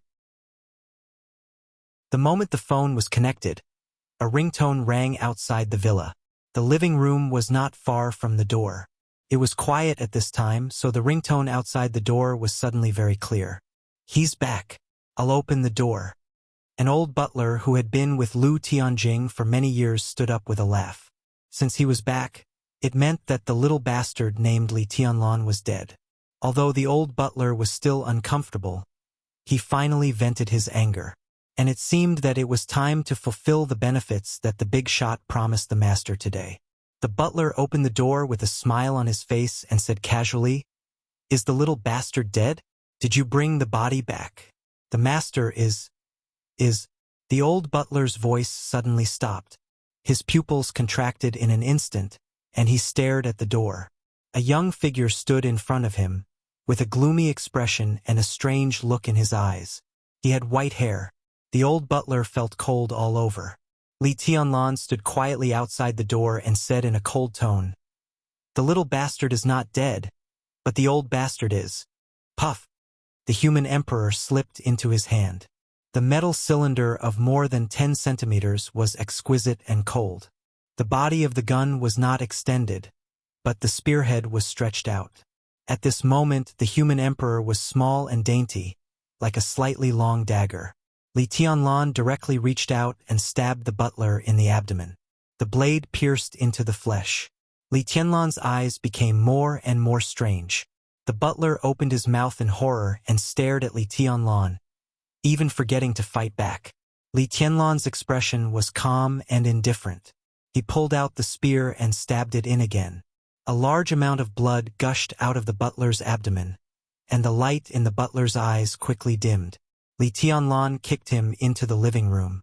The bloody corpse flew into the air and fell hard to the ground, blood gushing out. It was quiet in the dining room. Li Tianlan walked into the villa expressionlessly and closed the door. Looking at the different faces of the Lu family in the dining room, he narrowed his eyes and said with a smile, "There are a lot of people here. Is there anyone else who hasn't come?" No one spoke and no one moved. All the people of the Lu family seemed to be caught off guard and were all confused. Li Tianlan walked to the dining table unhurriedly, holding a mobile phone in his hand, and continued to ask, "Who called just now?" His hair was gray without any luster, and his clothes were neat, but his face was pale without any blood. Everyone could see that he was weak. But at this moment, the seemingly weak Li Tianlan's every move brought a sense of extreme danger. He glanced around casually, and no one dared to look at him at the whole table. Lu Tianjing took a deep breath and braced himself to look at Li Tianlan. "Are you Li Tianlan? Don't talk nonsense." Li Tianlan calmly held up the mobile phone and said, "I'm just asking who called just now. What do you think? Who do you think you are? You killed my cousin and my uncle. Li Tianlan, do you really think you are invincible in the world? Why don't you take a piss and look in the mirror? Look at you now, you look like neither a human nor a ghost. It's disgusting. Get out of here." The Lu family is not a place for you to behave atrociously. A young woman suddenly stood up, stared at Li Tianlan, and said in a vicious tone. Li Tianlan chuckled. In the next second, the silver spear, which was more than 2 meters long, suddenly stretched out from his hand. The spear style was fierce and crazy. As everyone's pupils suddenly contracted, Li Tianlan stabbed the young woman's heart with the spear. Bang! In the dull sound, everyone's heart trembled fiercely. A big hole suddenly appeared in the young woman's chest, from the front to the back, dripping with blood. Whose daughter is this? Li Tianlan held the spear with one hand and asked casually as he stabbed. There was a second of silence in the restaurant. A heart-wrenching scream suddenly rang out. You lunatic! Beside the young woman, a lady covered with jewels stood up and pounced on Li Tianlan as if she were crazy. Li Tianlan swung the spear casually. The lady's head flew into the sky, and blood splattered. Whose wife is this? Li Tianlan continued to ask without any fluctuation in his tone. Cold-blooded, straightforward, crazy, overbearing, and killing without batting an eye, this man was a lunatic. This was the only thought in the hearts of everyone in the Lu family. You! A neatly dressed middle-aged man stood up. He was not angry or frightened, as if he couldn't believe everything in front of him. He glanced at the bodies of his wife and daughter in a daze and suddenly raised his head. But as soon as he said a word, Li Tianlan's spear had directly pierced through his neck. The 2-meter-long spear went through the middle-aged man's neck and smoothly stabbed into the wine cabinet behind him. The whole wine cabinet was instantly smashed, and wine and blood flowed together. Li Tianlan put away the spear expressionlessly and said again, Whose son is this? Enough! A furious roar suddenly sounded. Lu Shiyuan, the only thundershocking realm expert in the Lu family, finally reacted completely. Subtle but dense lightning formed between his hands, and the lightning was like a knife, fiercely chopping at Li Tianlan's back. The unique skill of the Lu family, 6 directions chop. Li Tianlan turned back in an instant and raised the silver spear. The air was like a silver flash, and the amazing silver spear had already smashed down on Lu Shiyuan's body. There was no unique skill, only power. Pure power. The gorgeous and majestic lightning flashed on the tip of the spear and collided with the lightning in front of Lu Shiyuan. The crisp sound of bones breaking could be heard clearly. The lightning tore the air and crackled. The body of the first expert of the Lu family was directly smashed by the spear and flew out. His body hit the wall, smashed the wall behind him, and fell directly into the living room, surrounded by rubble. Uncle! Lu Dongyu exclaimed with a pale face and looked at Li Tianlan with eyes full of horror. Thunder-shocking realm. How could this be possible? Lu Tianjing's mouth trembled like a convulsion. He looked at Li Tianlan in silence. Li Tianlan, who had smashed Lu Shiyuan away with a spear, had blood flowing from the corners of his mouth. He slowly wiped the blood and said flatly, Whose son is this? Li Tianlan, what do you want? Don't forget that the Lu family used to be a giant family. We once had experts of the invincible realm, and we are the heroes of the whole Zhongzhou state. I am the old mayor of Huading, and here is my son, the current deputy mayor of Huading. How dare you kill us? Do you want to commit treason? Lu Tianjing said fiercely. Don't be so serious. The topic of treason is too heavy. Although I don't have any psychological burden, I can't let you put a label on me like you did to my father. What's so great about a giant family? I'm the only descendant of the war god family, but I'm still in dire straits. Li Tianlan chuckled and pointed to his hair. My hair is white. Don't you see it? Father. Putting a label on him. The war god family. Lu Tianjing's face suddenly became as pale as snow. You are. I'm Li Tianlan. Li Guangtu is my father, and Li Honghe is my grandfather. Li Tianlan's tone was calm. The expressions of all the people of the Lu family who were still alive changed dramatically. It was self-evident how sensitive and secretive this identity was. But the other side said it with a calm face. This was not stupidity. This completely showed that the other side did not plot against them tonight to let them live. What deputy mayor? What old mayor? The dead were just corpses. Do you know what it means for you to do this? Lu Tianjing was in a cold sweat, but he managed to calm down and looked at Li Tianlan. If you kill us, there will be no place for you in Zhongzhou state. In the future, I don't have a future. Li Tianlan said softly. I'm like this now. What future do you want to talk to me about? You came to kill me, so you should be prepared to be killed. Isn't this very simple? Lu Tianjing's heart kept sinking. From the other side's tone, he did not hear the slightest hesitation or uneasiness, only determination and killing intent. I swear in the name of the ancestors of the Lu family that the Lu family will never trouble you in the future and will keep your secret. How about that? Lu Tianjing took a deep breath and said in a dry voice, That's not what I want to hear. Li Tianlan put away the silver spear, walked to Lu Shiyuan's seat and sat up. He casually wiped the blood on his hands, picked up a lobster, and clumsily peeled it and took a bite. He said calmly, The Lu family now has two choices. Say it. Lu Tianjing's tone was bitter and hoarse. He could almost guess what the other side was going to say without Li Tianlan saying it. First, I'll kill your whole family and clean up the scene. As long as I don't leave any evidence, there must be someone outside to protect me. If I'm still alive when the truth comes out, I'll figure out another way. At worst, I'll leave Zhongzhou state. I'm a man who's about to die, and I don't want to talk about fame and future. Anyway, even if that day comes, you won't be able to see it. I'll fight to the death and perish together. Li Tianlan ate the lobster and said casually, Say the second one. Lu Tianjing's tone was calm and numb. I'm short of a dog in Huading, an obedient dog. I think the Lu family is very suitable. Although some members of the Lu family have died, there are always survivors. It's up to you whether you're willing to condescend or not. Li Tianlan continued. Li Tianlan, don't go too far. Before Lu Tianjing finished his words, another member of the Lu family's branch stood up and roared at the table. Li Tianlan waved his hand casually, and a chopstick in his hand flew directly to the man who spoke. The silver chopstick instantly sank into the man's forehead. Li Tianlan, whose eyes didn't change during the whole process, peeled the lobster seriously and said calmly, If you don't want to condescend, go to hell. A piece of peeled lobster meat was suddenly put on Li Tianlan's plate. Li Tianlan narrowed his eyes and looked up. Lu Dongyu came to his side at some point.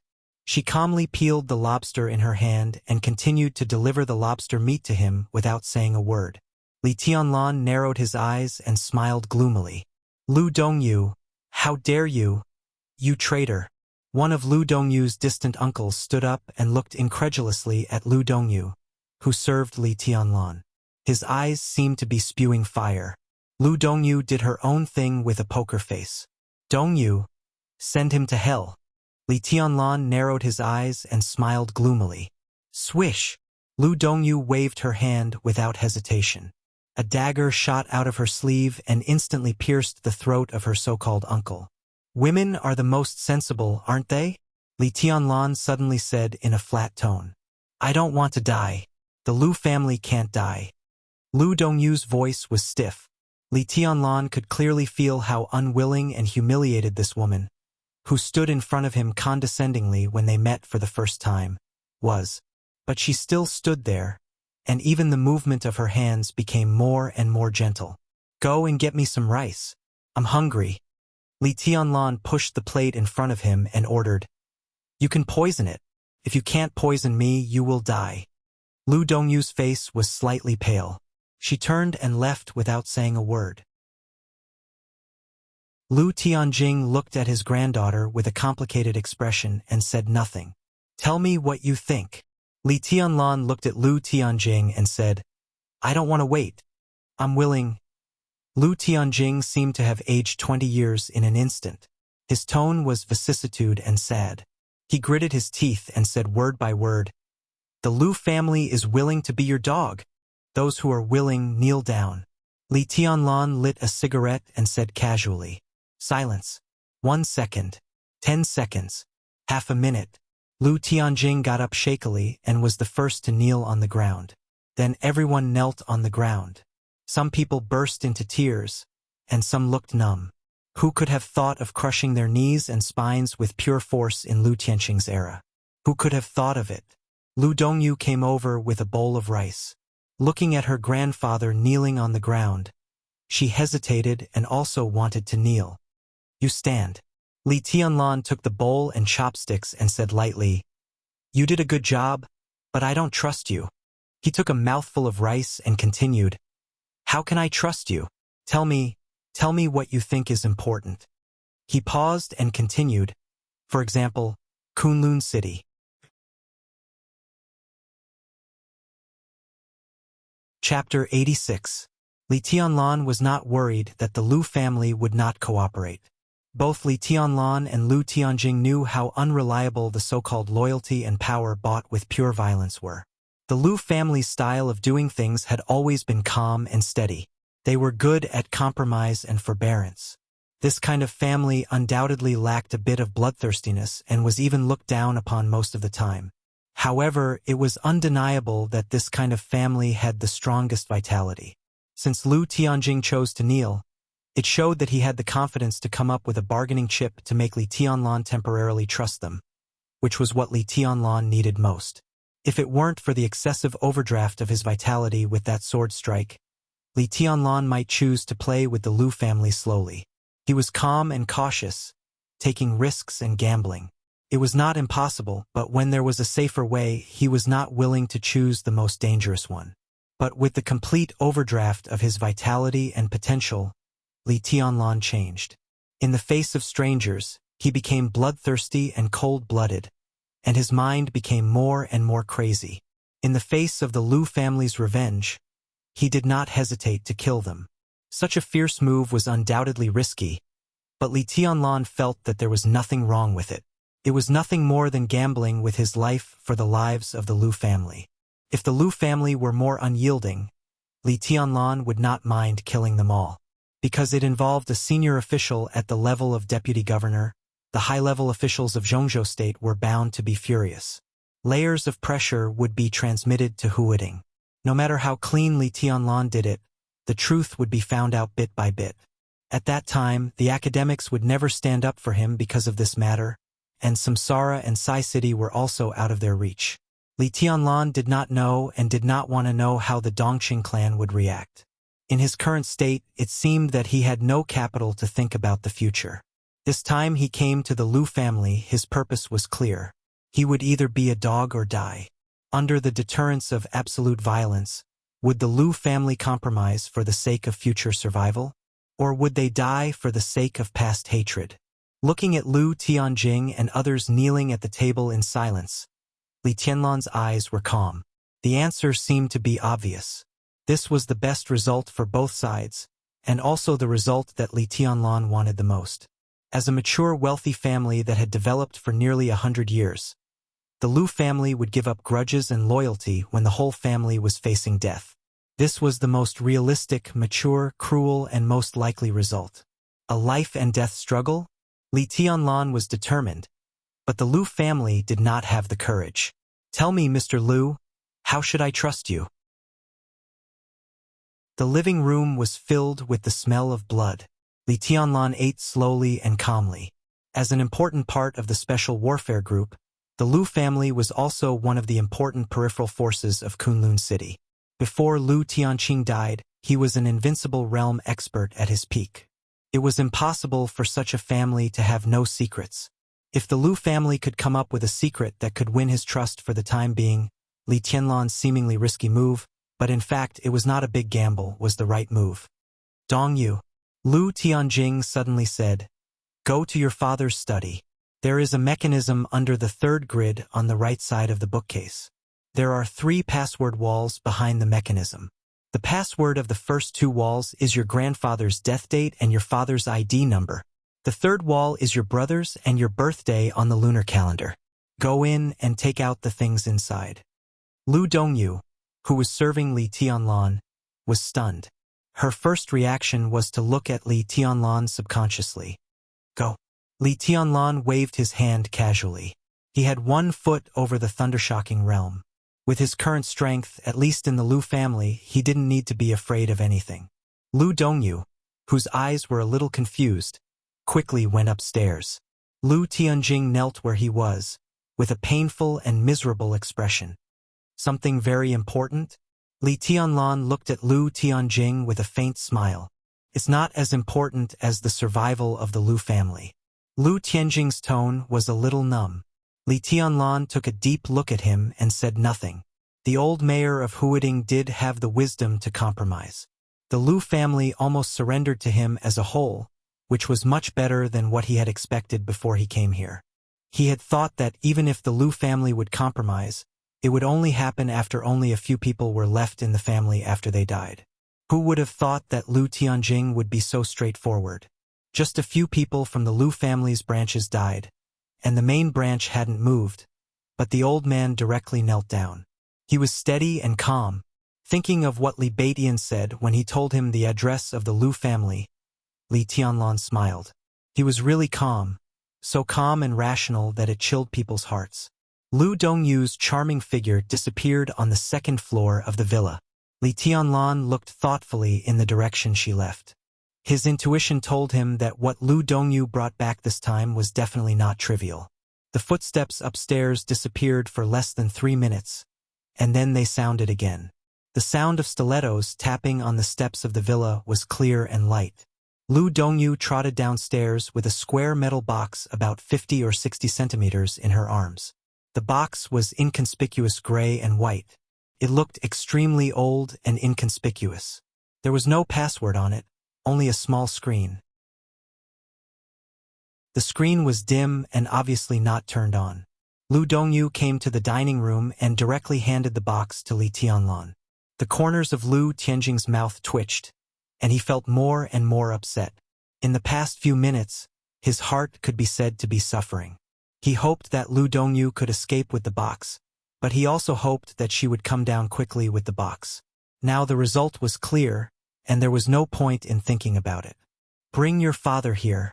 We need his fingerprints and eye mask to open the box. Lu Tianjing ordered in a calm voice. Lu Dongyu did not hesitate this time and opened the box according to his method. There was a small wooden box in the box. Lu Dongyu took out the wooden box, put it in front of Li Tianlan, and stood beside him again. This is a gift from the Lu family to young Master Li, and it is also the biggest secret of the Lu family. Lu Tianjing looked at the box in front of him in a daze and said in a dry voice. Li Tianlan nodded, opened the box casually, and was suddenly stunned. In his sight, a soft light shone in the box, which made people feel indescribably comfortable. This was a piece of jade about the size of a fist. It had a perfect shape, was crystal clear, and was milky white in color. Several complicated ancient characters were engraved on the surface of the jade, and they were neat and tidy. The light from the jade was gentle and quiet, and it looked holy and solemn. Li Tianlan grabbed it and looked at it casually. He did not know the ancient characters, but he felt that it was something like a seal, like an antique. He frowned slightly, looked at Lu Tianjing, and said, "What is written on it?" Lu Tianjing's mouth trembled, and his voice was bleak. "Those are the ancient characters of the Qin dynasty." He looked into Li Tianlan's eyes and said word by word, "Receive the mandate of heaven and live forever." Whether it was Lu Dongyu or the other kneeling Lu family members, they all changed their expressions and looked up at the same time. Receive the mandate of heaven and live forever. Everyone knew what these 8 words meant in the history of Zhongzhou State. Even Li Tianlan, who had lived on the border since childhood, had heard of these words. "He's jade." Li Tianlan pinched the jade in his hand and looked at Lu Tianjing and asked, "This is the imperial jade seal." Lu Tianjing said bitterly, "There is no folk saying that a seal can be carved out of a wall. He's jade and the imperial jade seal are completely different things.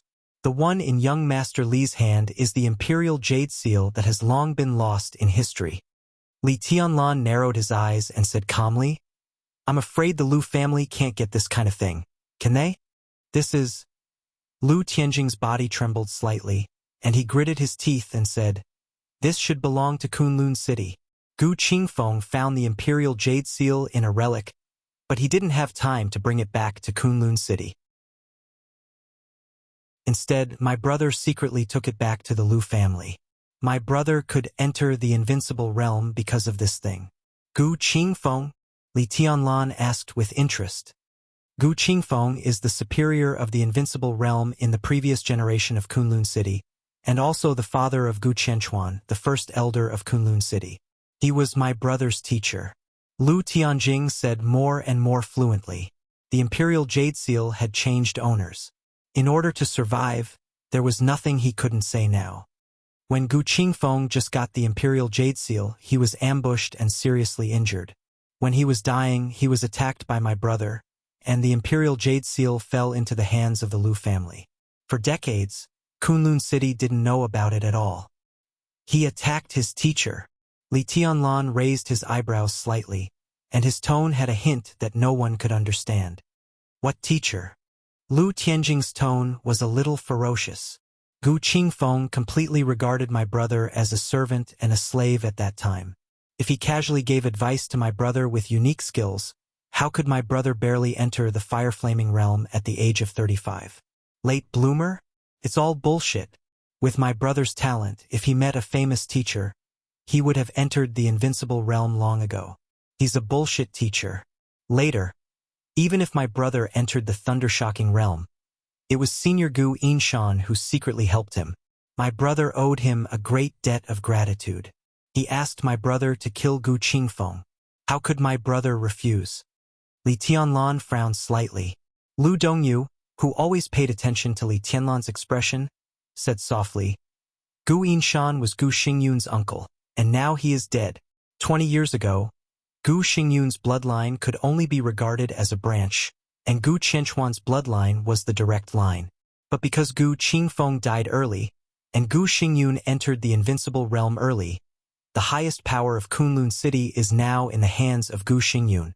But even so, Gu Xingyun is in Yuzhou all the year round, and at the same time, he leaves most of the affairs of Kunlun City to Gu Qianchuan. This may also be a way for him to calm the internal contradictions. There was a dead silence in the restaurant. Everyone in the Lu family was pale, and their eyes were frightened. In the past, only Lu Tianjing and Lu Shiyuan knew the news. Now that it was said, everyone knew what the consequences would be if it was exposed.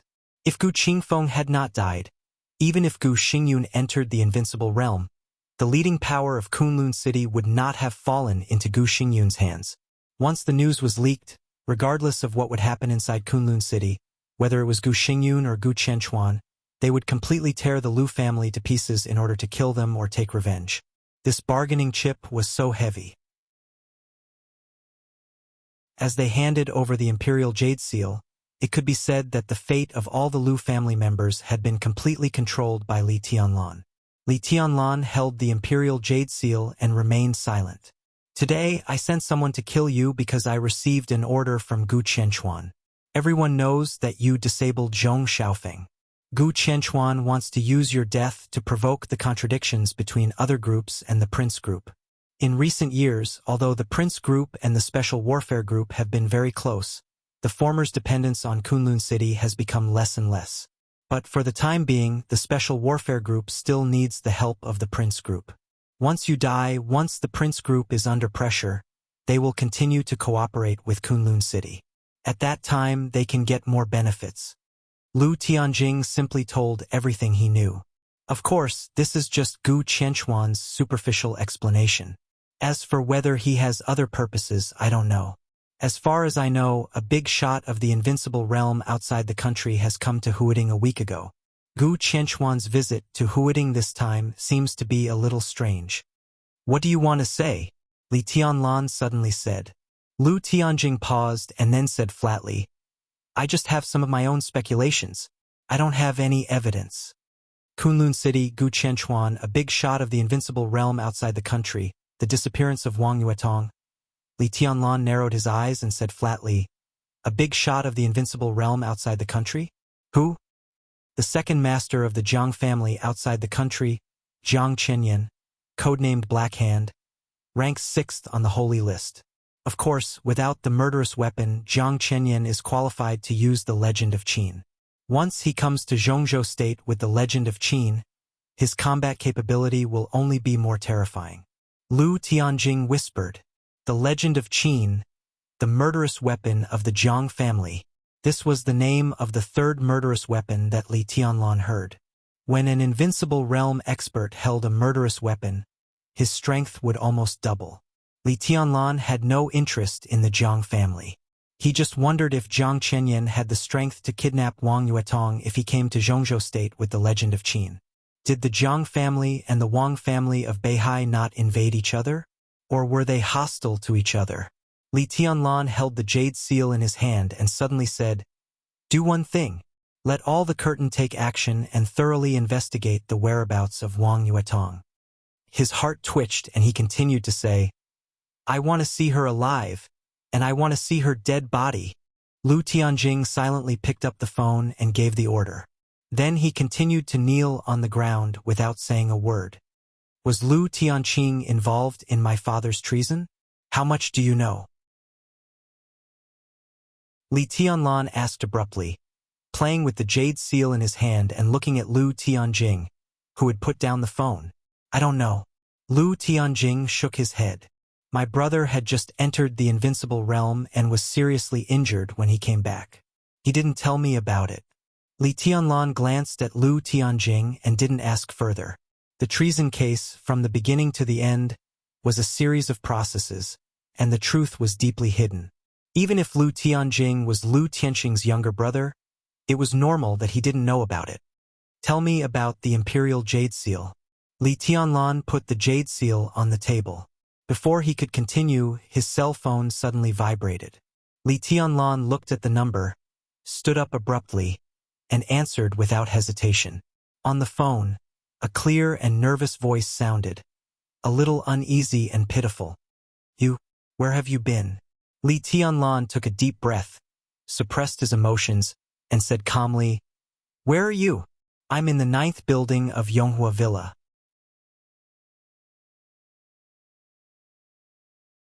Chapter 87. 2 chapters were published in a row, and there was another chapter ahead. Li Tianlan said, "Okay," and hung up the phone in confusion. He glanced at the dining room and looked at Lu Tianjing calmly. "Can you handle these dead people?" Lu Tianjing's eyes dimmed and he nodded. "Very good." Li Tianlan picked up the Imperial Jade Seal on the table. "I'm very satisfied with everything you said. From today on, I hope the Lu family can be a good dog. Can you do that?" Lu Tianjing lowered his head to hide his eyes and nodded silently. A smile gradually appeared on the corner of Li Tianlan's mouth, and he said coldly, "I know you're not convinced, but from now on, as long as I'm alive, the curtain is mine, and the Lu family is also my dog. You can consider betraying me, but you'd better think about the consequences." Consequences? Today, Li Tianlan only killed a few members of the Lu family, which was dispensable. Even if it was exposed, the people behind Li Tianlan could suppress it. But the Lu family gave him the Imperial Jade Seal and even exposed their biggest secret. If the Lu family betrayed him, Li Tianlan didn't even need to do anything. He just needed to tell the story to Kunlun City, and the whole Lu family would die without a burial place. Lu Tianjing smiled bitterly and nodded silently. Li Tianlan turned and left. Lu Tianjing and the others of the Lu family subconsciously wanted to stand up and see him off. But Li Tianlan's cold voice had already sounded. "Kneel." Li Tianlan returned to Yonghua Villa almost as fast as he could. It was still quiet in building number 9. Li Tianlan hurriedly opened the door of the villa and strode into the living room. The human emperor had been fully stretched out in his hand. His expression was calm, but his eyes were extremely vigilant. In the dark living room, a tall and slender beautiful figure sat quietly on the sofa. The moment she saw Li Tianlan come in, she stood up straight reflexively and took a step forward. "Senior brother, how are you?" Li Tianlan was confused. Looking at Wang Yuetong, who was intact in front of him, he whispered, "Are you alone?" Wang Yuetong nodded gently and looked at the white-haired Li Tianlan in the dark with complicated eyes. "Aren't you missing?" Li Tianlan pointed to the watch on his wrist and felt a headache. I went back to the Wang family of Beihai. Wang Yuetong whispered, but I didn't tell my father. She bent over and picked up her bag from the sofa. She fumbled in her bag and finally pulled out a small, slender box. The box opened. A 5 or 6 centimeter long glassware appeared in front of Li Tianlan. Inside the glassware, the crystal-clear purple liquid shone with an almost dazzling brilliance even in the dark. Wang Yuetong carefully held the glassware in front of her and said softly but firmly, "Senior brother, drink it." "What is this?" Li Tianlan instinctively felt that something was wrong and asked with a frown. Wang Yuetong did not speak. In the darkness, her beautiful eyes blinked slightly, as if they were filled with tears again. Li Tianlan smiled bitterly and nodded. He took the utensil from Wang Yuetong's hand and drank it. He said helplessly, "Thank you." Wang Yuetong looked at Li Tianlan in a daze and said softly, "Dad doesn't want me anymore, and neither does the Wang family of Beihai. Senior brother, do you want me?" She looked at Li Tianlan silently. Her tone was a little happy, but also full of despair. "Even if it's only for one day." Li Tianlan's heart sank and he asked subconsciously, "What do you mean?" Wang Yuetong did not say much. She just whispered again, "Do you want me?" Before Li Tianlan opened his mouth, his body suddenly trembled. The purple liquid entered his abdomen and instantly turned into endless energy. It was an indescribable feeling. The soft energy quickly filled every inch of his skin. The weakness caused by excessive overdraft of vitality disappeared quickly. A familiar yet strange vitality soared in his body, as if it was endless. "This is..." Li Tianlan's voice trembled. For a moment, he could not believe it. "This is the most precious treasure of the Wang family of Beihai. I stole it."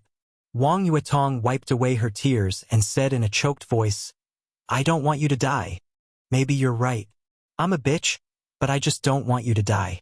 I'm a bitch, so be it." I sob. Li Tianlan suddenly stepped forward and held Wang Yuetong in his arms. He lowered his head and firmly kissed her little mouth. Wang Yuetong let out 2 muffled screams and looked at Li Tianlan with her eyes wide open. Her body instantly became stiff. After an unknown amount of time, just as Li Tianlan was about to let go of her, Wang Yuetong suddenly reached out and put her arms around his neck.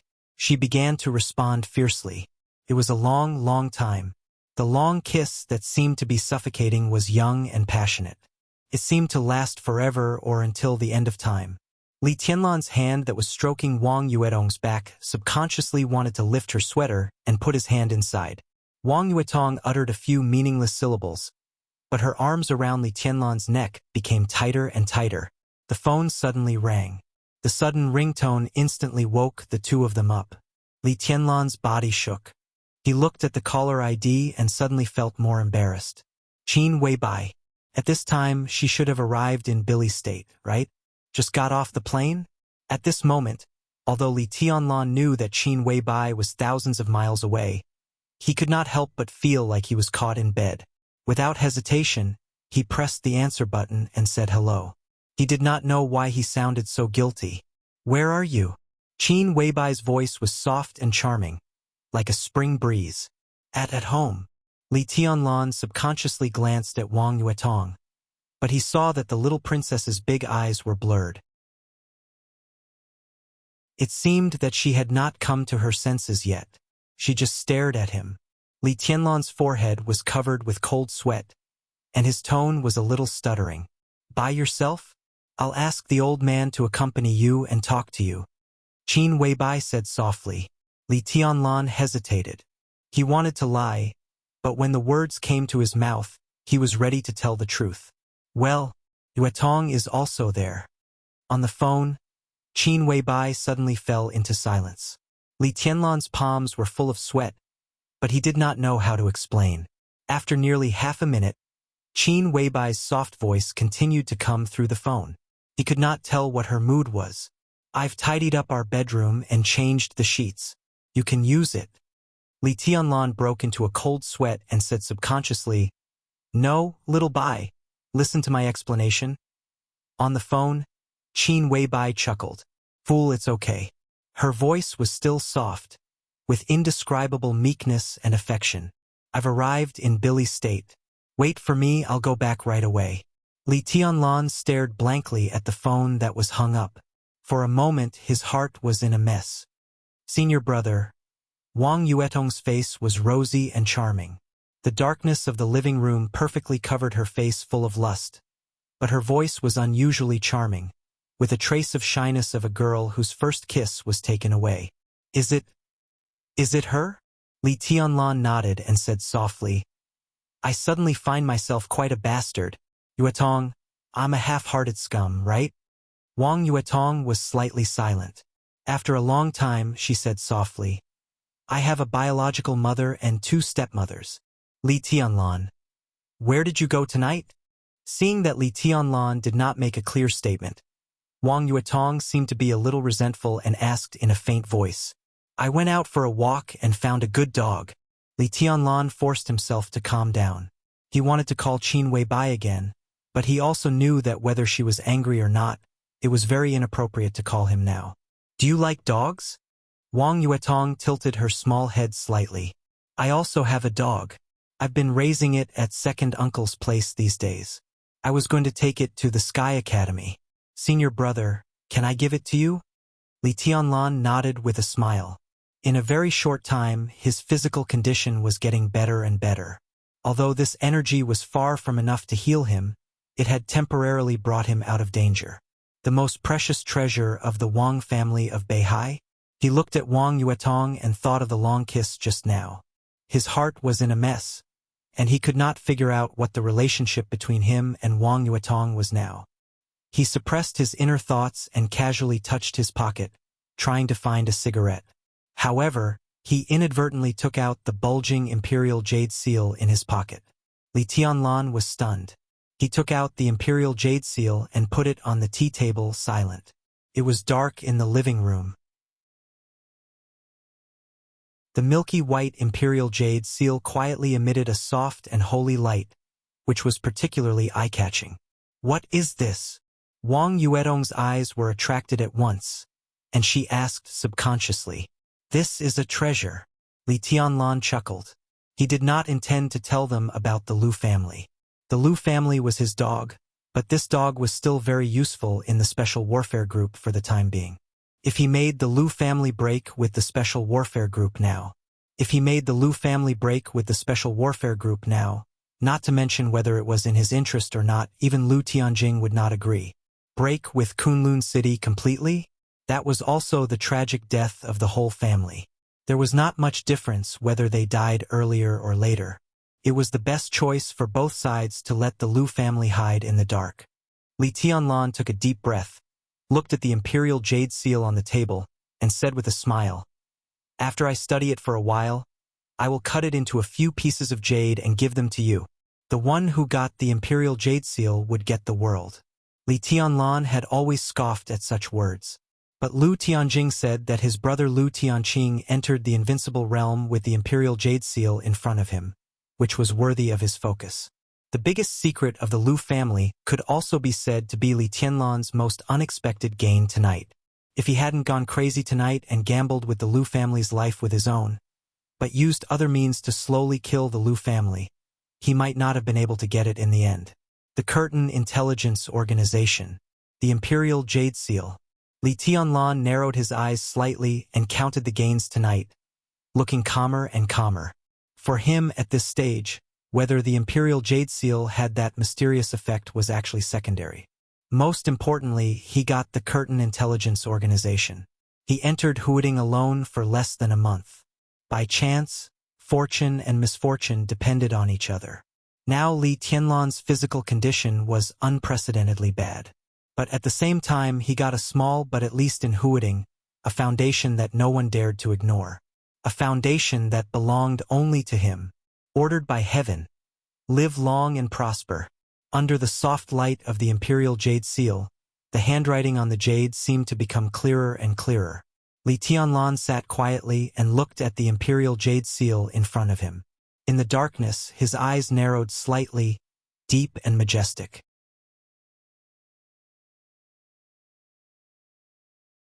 Chapter 88. In the vague and clear dream it was still snowing. Kunlun Zhongzhou State. This was a place that people couldn't like, whether in reality or in the dream.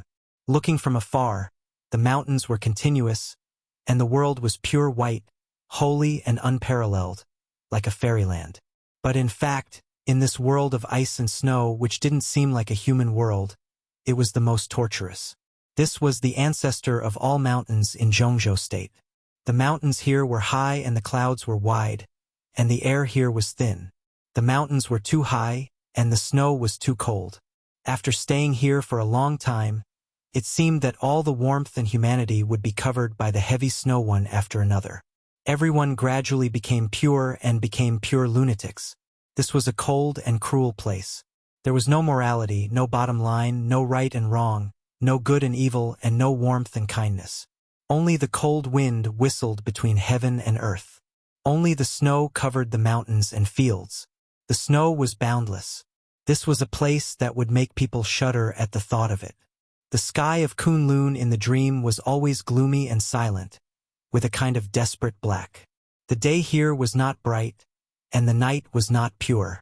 In the environment where black and white were mixed with gray, despair spread throughout the mountains. The dream was like a monotonous movie, dull and rigid, recording everything clearly and deeply. The first thunder suddenly sounded. The thunder roared on Qingyun Peak, shocking the world. The pale lightning kept falling from the sky, and the heavy snow all over the mountains and fields was strangely turbulent in the air. The snowflakes were like swords, flying and shuttling. People kept falling from Qingyun Peak, which was thousands of meters high, and fell into the quiet city at the foot of the mountain. More people rushed up one after another, like a tide of people. The vast lightning fell, the white snowflakes drifted, the red blood flew, the black night, the snow-white mountains, and the indifferent people. The battlefield that was separated by layers of time and space rushed into the dream as if it was yesterday. "Who dares to fight with me?" A man's voice was as clear as thunder, echoing between heaven and earth, and the mountains roared. "Who is qualified to fight with me?" The crowd dissipated. Corpses piled up like a mountain. Blood flowed like a river. A slender figure bathed in blood stood at the peak of the mountain in high spirits. Lightning was still falling from the sky, and the snowflakes were no longer shuttling back and forth. All of them were floating around him. The sword will and killing intent swept through the sky. Standing in the bloody battlefield, he seemed to be connected with heaven and earth, becoming the only thing in the world. "When I move, the mountains and rivers topple over. If I die, then the heavens and earth will collapse." Stepping on Kunlun Supreme. Boom! A murderous weapon was rumbling. A beam of black light with a strong chi wave instantly enveloped the entire Qingyun Peak, tore apart the lightning, the snowflakes, and everything else. Sword radiance shot up into the sky from the black light, dazzling like a rainbow. A few figures stood indifferently in the air, not saying a word. The black light dissipated. The blood-red figure was still standing on the peak of the mountain, smiling brightly. "I have a sword, and I am willing to accompany you on your journey." He gently raised the sword in his hand. The lightning dissipated. The snowflakes vanished. There was only one sword in the world. The space distorted slightly. A figure wrapped in black rushed to the peak of the mountain at full speed. He and the sword became one. The black figure's murderous intent soared to the sky. Under the mask, only a pair of starry eyes were cold and indifferent. He turned his head slightly. All of a sudden, the sword energy dissipated, and so did the sword intent. The man in black approached, and so did the long sword. The blade, as cold as snow, pierced his heart directly. The surging sword intent broke out in his body and then came out. Countless blood mists burst out of his body. He stood motionless, looking at the cold eyes in front of him, and smiled gently. "It hurts. Why don't you fight back?" The man in black asked with cold eyes.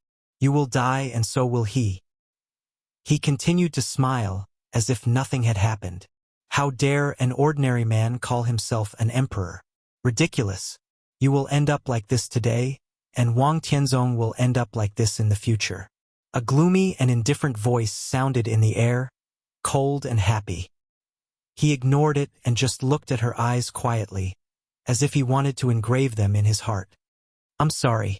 She spoke again in a calm tone. It's understandable. After all, your surname is Gu. He continued to smile, as if it would never change. I'm sorry. You don't have to do this. I'm very tired these years, too tired. It's time to rest. I'm sorry. I want to go home. I'm sorry. I really want to see him. I'm sorry. His figure fell to the ground in the wind and snow, and there was no sound. All that was left was her voice echoing in the air. I'm sorry. I'm sorry. I'm sorry. Ah! A shrill scream suddenly sounded, desolate and desperate. Qin Weibai suddenly opened her eyes and breathed rapidly. The car drove steadily in the city of Brusa. The red lights were green, and the luxurious life was luxurious. It was a scene of prosperity. She wrapped the windbreaker around her body, adapted to the air that was colder than Huading, and remained silent. Boss, did you have a nightmare? Horsewoman looked at Qin Weibai, who had sweat on her delicate forehead, and asked softly, Water. Qin Weibai took a deep breath and said calmly. Horsewoman immediately took a bottle of water and handed it over. Qin Weibai unscrewed the cap with trembling hands, raised her head, and drank half of the bottle of mineral water in one breath. She took a long breath and said coldly, Where are we? We'll arrive at the Aurora Hotel soon. Flaming Fire, who was driving, replied respectfully. Qin Weibai nodded. The Aurora Hotel was their scheduled rendezvous place, about dozens of kilometers away from the airport. Has my sister arrived yet? She put the mineral water aside and continued to ask. Flaming Fire nodded gently and did not speak. Qin Weibai turned her head to look out of the window and whispered, I don't want to wait anymore. The helicopter roared over the top of the mountain. Before getting off the helicopter, Dongcheng Wudi, who was burning with anxiety, saw his father standing on the rooftop of the villa. The marshal of Zhongzhou State was straightforward. He did not wait for the helicopter to land, but directly opened the door and jumped down, landing beside Dongcheng Hongguang. The entire rooftop shook slightly. Dongcheng Wudi forced himself to calm down and called his father. Dongcheng Hongguang turned to look at him and said calmly, Do you want to go to Huading? Dongcheng Wudi was stunned and said with a wry smile, If you hadn't asked someone to stop me in the air, I would have arrived at Huading by now. Tianlan. You don't have to go.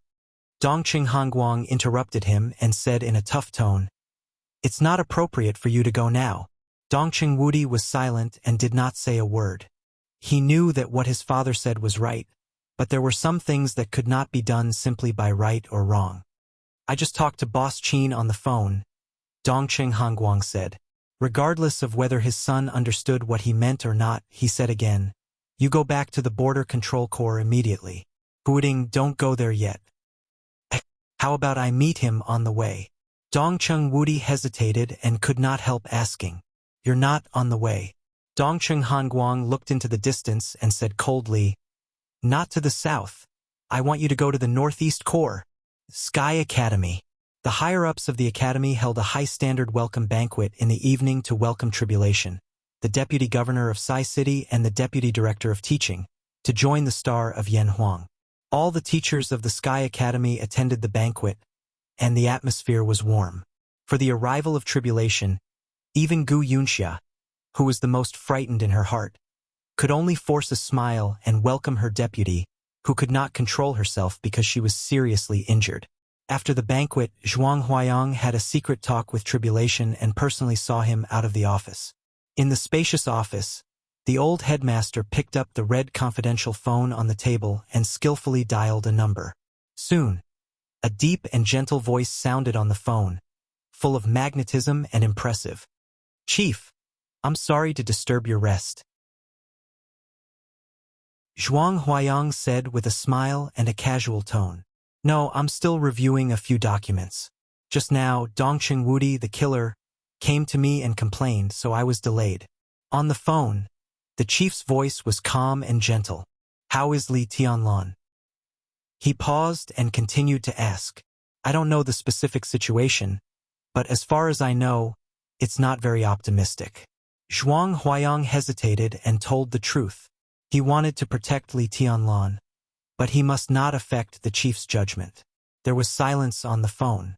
Zhuang Huayang waited for a while and tentatively said, "Chief, should we do anything? Let's observe first. The people of Samsara are almost in Billy state now, right? Let's take it slow." The chief smiled and said calmly. Zhuang Huayang agreed, and there was no change in his expression. "Qin Weibai has a good relationship with the eldest daughter of the Dongqing family?" The chief suddenly asked in a thoughtful tone. "It seems so. I didn't pay much attention." Zhuang Huayang was stunned and said. The chief smiled again, said yes, and hung up the phone. Garden party. Wang Tianzong still stayed in the pavilion, reading the messages one by one. His eyes became colder and colder. Wang Yuetong had been missing for 12 hours. There was no news from the police. There was no news from the military. There was no news from the Sky Academy. His precious daughter seemed to have disappeared into thin air. No one knew if she was alive or dead. "Tianzong, shall I go to the Lu family?" A middle-aged man in a suit beside Wang Tianzong walked into the pavilion and asked straightforwardly. He was about 50 years old and wore a pair of glasses. He had a calm and dignified air about him. Yu Chuanguang, the general of the Southeast Group and the mayor of Huading.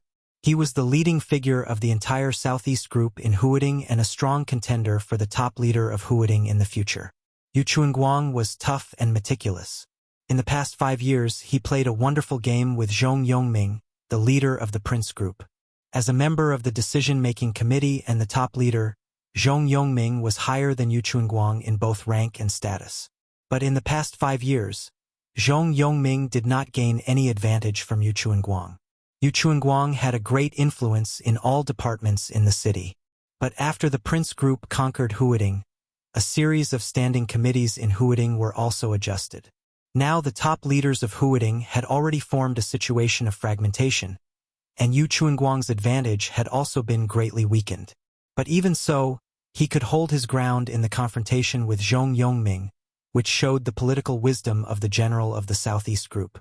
After Wang Yuetong disappeared, Yu Chuanguang came to the garden party immediately and had issued a series of search orders on the way.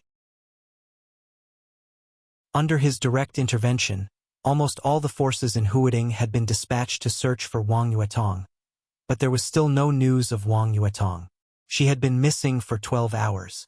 That was enough time for anything to happen. Yu Chuanguang liked his niece Wang Yuetong very much. As time went by, he, who had always been calm, finally couldn't sit still anymore. He stood up and wanted to go to the Lu family. In the whole of Huading, the Lu family's intelligence organization was the largest and most detailed. The curtain had been operating in Huading for decades, and in recent years it had specialized in intelligence. Unlike other intelligence organizations, the curtain had never expanded. No matter how good the opportunity was, they turned a blind eye to it. They just kept developing inside Huading. After so many years, no one knew how many eyes and ears the curtain had. They could be regarded as the strongest intelligence force. In terms of intelligence network, the Wang family of Beihai's intelligence system was second to none in the entire Zhongzhou state and even the entire Dark World. But if they only focused on Huading, especially Huading 5 years after the Prince Group conquered it, the Lu family's intelligence agency was undoubtedly the most advantageous. The curtain really covered Huading just like its name. Under this curtain, there was almost no intelligence that they could not get. Now, although the curtain had also received a search task, they were destined not to pay much attention to the disappearance of the people of the Wang family of Beihai. As the mayor, if he went there, at least he could make them more dedicated. No need. I just got the news that the curtain is suddenly looking for Yuetong like crazy. I don't know if Lu Tianjing, the old fox, took the wrong medicine. Wang Xiaoyao came over with his mobile phone and said in a strange tone. He looked at Wang Tianzong, who was motionless, hesitated a little, and said softly, "Brother, don't worry. Taoist Xian Xuanzi said that Yuetong is safe this time." Wang Tianzong finally moved and said, Send someone from Beihai to Huiding. I must see that girl within 24 hours. In the pavilion, the pale Wang Shengxiao's expression changed. His eyes were a little unnatural, and he seemed to want to slip away. Forget it. I'll call. Wang Tianzong shook his head and took out his mobile phone. Your Majesty, how are you? As soon as the phone was connected, a nervous and angry loud voice suddenly rang from the phone. What do you mean, how am I? Wang Tianzong frowned slightly. Yuetong said that you were seriously injured by a sneak attack in Huiding. I'm ready to take people to Huiding. The loud voice continued. You mean Yuetong told you that I was seriously injured? Wang Tianzong's eyebrows were tightly knitted together. After the accident, in order not to worry the Wang family of Beihai, he had not contacted Beihai.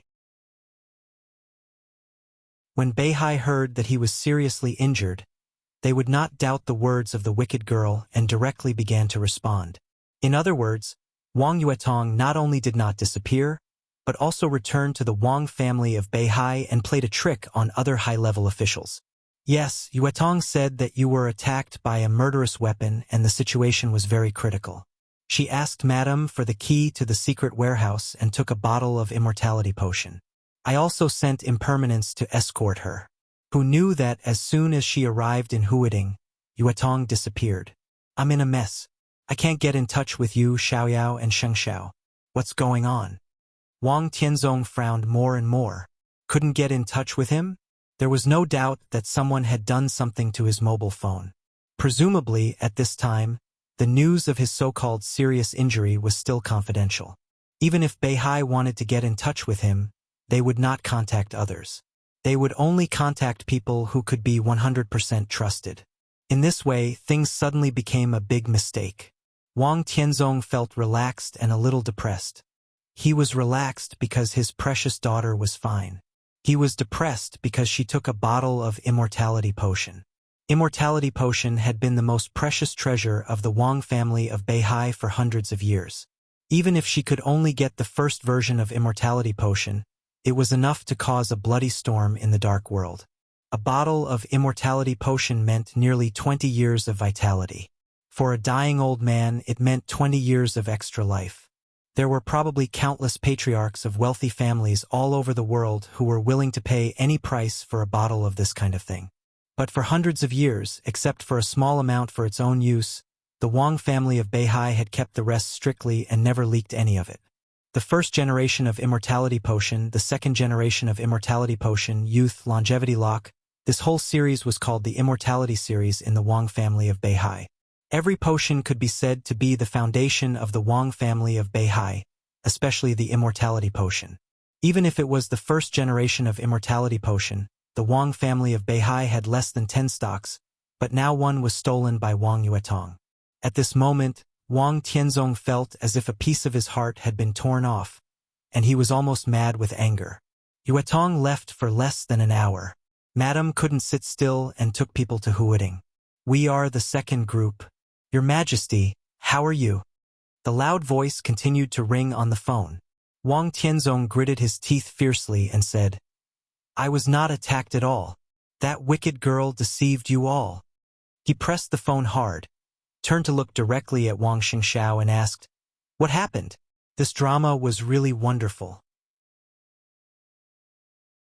Wang Tianzong was seriously injured and missing, and the whole Huiding was in turmoil. Now the truth was out. No matter how deep Wang Tianzong was, he was angry at this time. Yuetong begged me, Dad. I didn't know she was so bold. Wang Shengxiao smiled bitterly. It was a pain in the ass. She even dared to steal the immortality potion. He thought his sister was crazy. So all this was directed and acted by you and your sister? Wang Tianzong said expressionlessly, What happened to your serious injury? I hurt myself. Wang Shengxiao honestly said, I have a ghost eye bomb here, which was taken away by Yuetong. About an hour after she left, I detonated the bomb, and then this is what you see. Wang Tianzong stretched out his hand and pointed at his son fiercely, speechless for a while. Beihai couldn't get in touch with him, but he could get through to Beihai.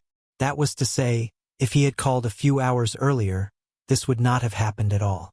It was obvious that his precious daughter had thoroughly studied his character. That immortality potion. Undoubtedly, it was given to that boy. The more Wang Tianzong thought about it, the angrier he became. There was even a hint of killing intent in his eyes. Of course, this killing intent was not aimed at Wang Yuetong, but the descendant of the Li family who drank the immortality potion. The phone rang suddenly. Wang Tianzong picked up the phone and said hello with a poker face. No one knew what was said on the other end of the phone.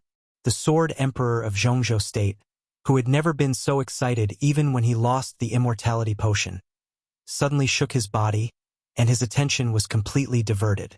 He said he got it, hung up the phone, and was silent for a long time. Almost at the same time, all the top wealthy families and countries in the world received the news one after another. In the past 2 decades, every 5 years, a major event that could shake the whole world would happen in the dark world. In the past few years, it almost all happened in Zhongzhou State. For example, Li Kuangtu's treason 20 years ago.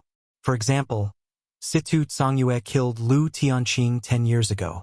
Now another 5 years were coming. Everyone subconsciously thought that even if it happened, it would also happen in Zhongzhou State. Even some people with a keen sense of smell had locked their eyes on Huading. Today it finally happened, but it had nothing to do with Zhongzhou State. 2 hours ago, Bruxelles, the capital of Billy State. The Samsara Palace launched a large-scale attack on the headquarters of Night Spirit, one of the superpowers in the dark world. The 12 super masters of the Samsara Palace arrived together. Night Spirit, an expert at the peak of the thundershocking realm, died in battle. And Yun, an expert at the peak of the thundershocking realm, Night Spirit, died in battle. Night Spirit, an expert at the peak of the thundershocking realm, died in battle. Horsewoman, one of the 12 super masters of the Samsara Palace, was seriously injured, as was military counselor. Since the establishment of the Samsara Palace, it was the second time that the mysterious palace master of the Samsara Palace had shown up, and it was the first time that he had fought with all his might. Tian Xian, an invincible realm expert from the Night Spirit organization who ranked 10th on the divine list in the dark world, fought with the murderous weapon Blue Sky Underworld. When the murderous weapon roared, the master of Samsara Palace pulled out her sword directly. One strike. Only one sword. It was a sword light that illuminated the entire city, as if it could split heaven and earth apart. After one sword stroke, Blue Sky Underworld, one of the 12 murderous weapons in the dark world, changed owners. The heavenly spirit fell. 15 years ago, Zhongzhou Sword Emperor Wang Tianzong killed Tian Ling with the murderous weapon Human Emperor. 15 years later, the master of Samsara Palace killed Tian Xian, who was holding the murderous weapon, Blue Sky Underworld, in seconds. Invincible kills invincible. The Night Spirit organization was destroyed. With Bruxelles as the center, the dark world suddenly surged like a torrent, spreading wildly throughout the dark world. This was the sad song of the Night Spirit, and also the glory of Samsara. In recent decades, this was the first superpower in the dark world to be completely destroyed. With the disappearance of the Night Spirit, the whole dark world was destined to set off a rare storm in recent years. And according to reliable sources, at this moment, the Samsara had begun to leave Bruxelles and went straight to the airport, including the master of Samsara Palace, who was holding the murderous weapon Blue Sky Underworld. From the beginning to the end of the battle, they didn't even stop for a moment. The murderous weapon Blue Sky Underworld. In the garden party, Wang Tianzong frowned. Among the 12 murderous weapons, Blue Sky Underworld ranked 3rd, higher than the Setting Sun and the Legend of Qin. This authoritative ranking was enough to show the power of this murderous weapon. He looked down at the pond under his feet and muttered to himself, "Only one strike?" The phone in his hand vibrated again. Wang Tianzong looked down at the phone, and a text message was displayed directly on the screen. "Are you safe traveling to Beihai?"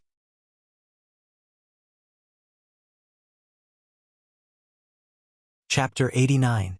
When the deep and distant bell rang in the living room, Li Tianlan and Wang Yuetong opened their eyes almost at the same time. "Morning." Li Tianlan greeted her and seemed a little embarrassed. "Morning." Wang Yuetong chuckled. Her beautiful red and swollen eyes seemed to have faded, and her eyes were full of vigor. Her soft eyes looked very charming. She blinked and whispered, "Senior brother, what do you think?" "Very good." Li Tianlan tilted his head awkwardly and said. After receiving Qin Weibai's call, Li Tianlan forcibly restrained his emotions mixed with desire and feelings. He spent a night alone with Wang Yuetong. Although nothing excessive happened, it didn't mean that what happened before the phone call didn't exist. Last night, the light in the living room was not turned on, so Li Tianlan didn't feel anything. But now, as the sun rose, he looked at Wang Yuetong's rosy and beautiful mouth again and found it a little red and swollen. Instead of being ugly, it looked a little more lovely than usual.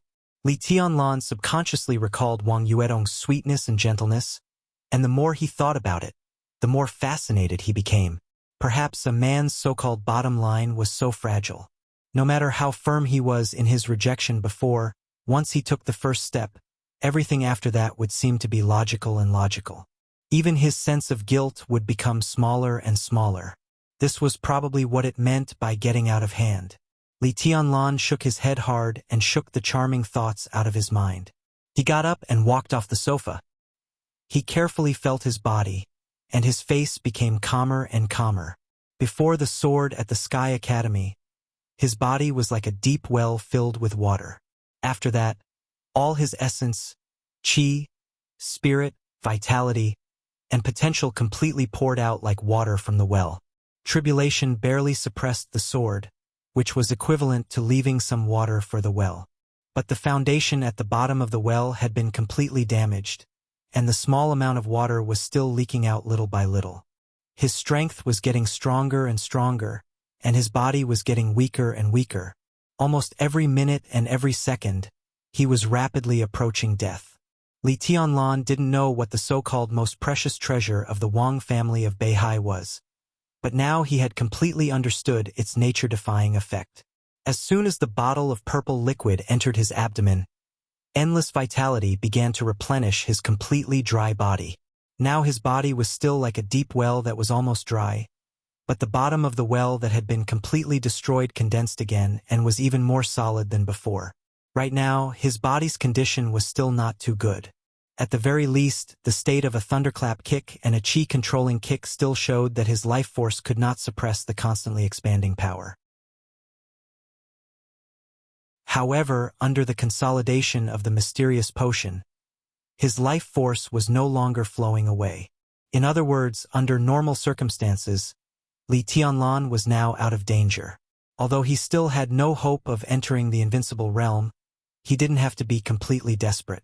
If he had a chance to fill the deep well in his body with water again in the future, as more vitality came in and suppressed his strength, he would be healed. Li Tianlan took a deep breath and stretched himself. He turned to look at Wang Yuetong and said softly, "Thank you." Wang Yuetong, who had accompanied Li Tianlan to meditate on the sofa all night, sat on the sofa with her legs together, hugged her knees, and looked at him. Her beautiful eyes were full of affection. Li Tianlan walked to the French windows of the villa and looked out quietly. 8 o'clock in the morning. Rain was falling from the gloomy sky, and the air was slightly cold. In front of the villa, the potholes caused by Dongqing Wudi's sword had not been repaired, and there were already some large and small puddles in the yard. His sight was full of greenery. The green lawn and the straight trunks of the sycamore were fresh and clean under the washing of the rain. Li Tianlan stood quietly in front of the window, his mind clearer than ever. He had almost exhausted all of his vitality and potential with this sword, but he had obtained the Imperial Jade Seal and the Curtain Intelligence Department, which symbolized great luck.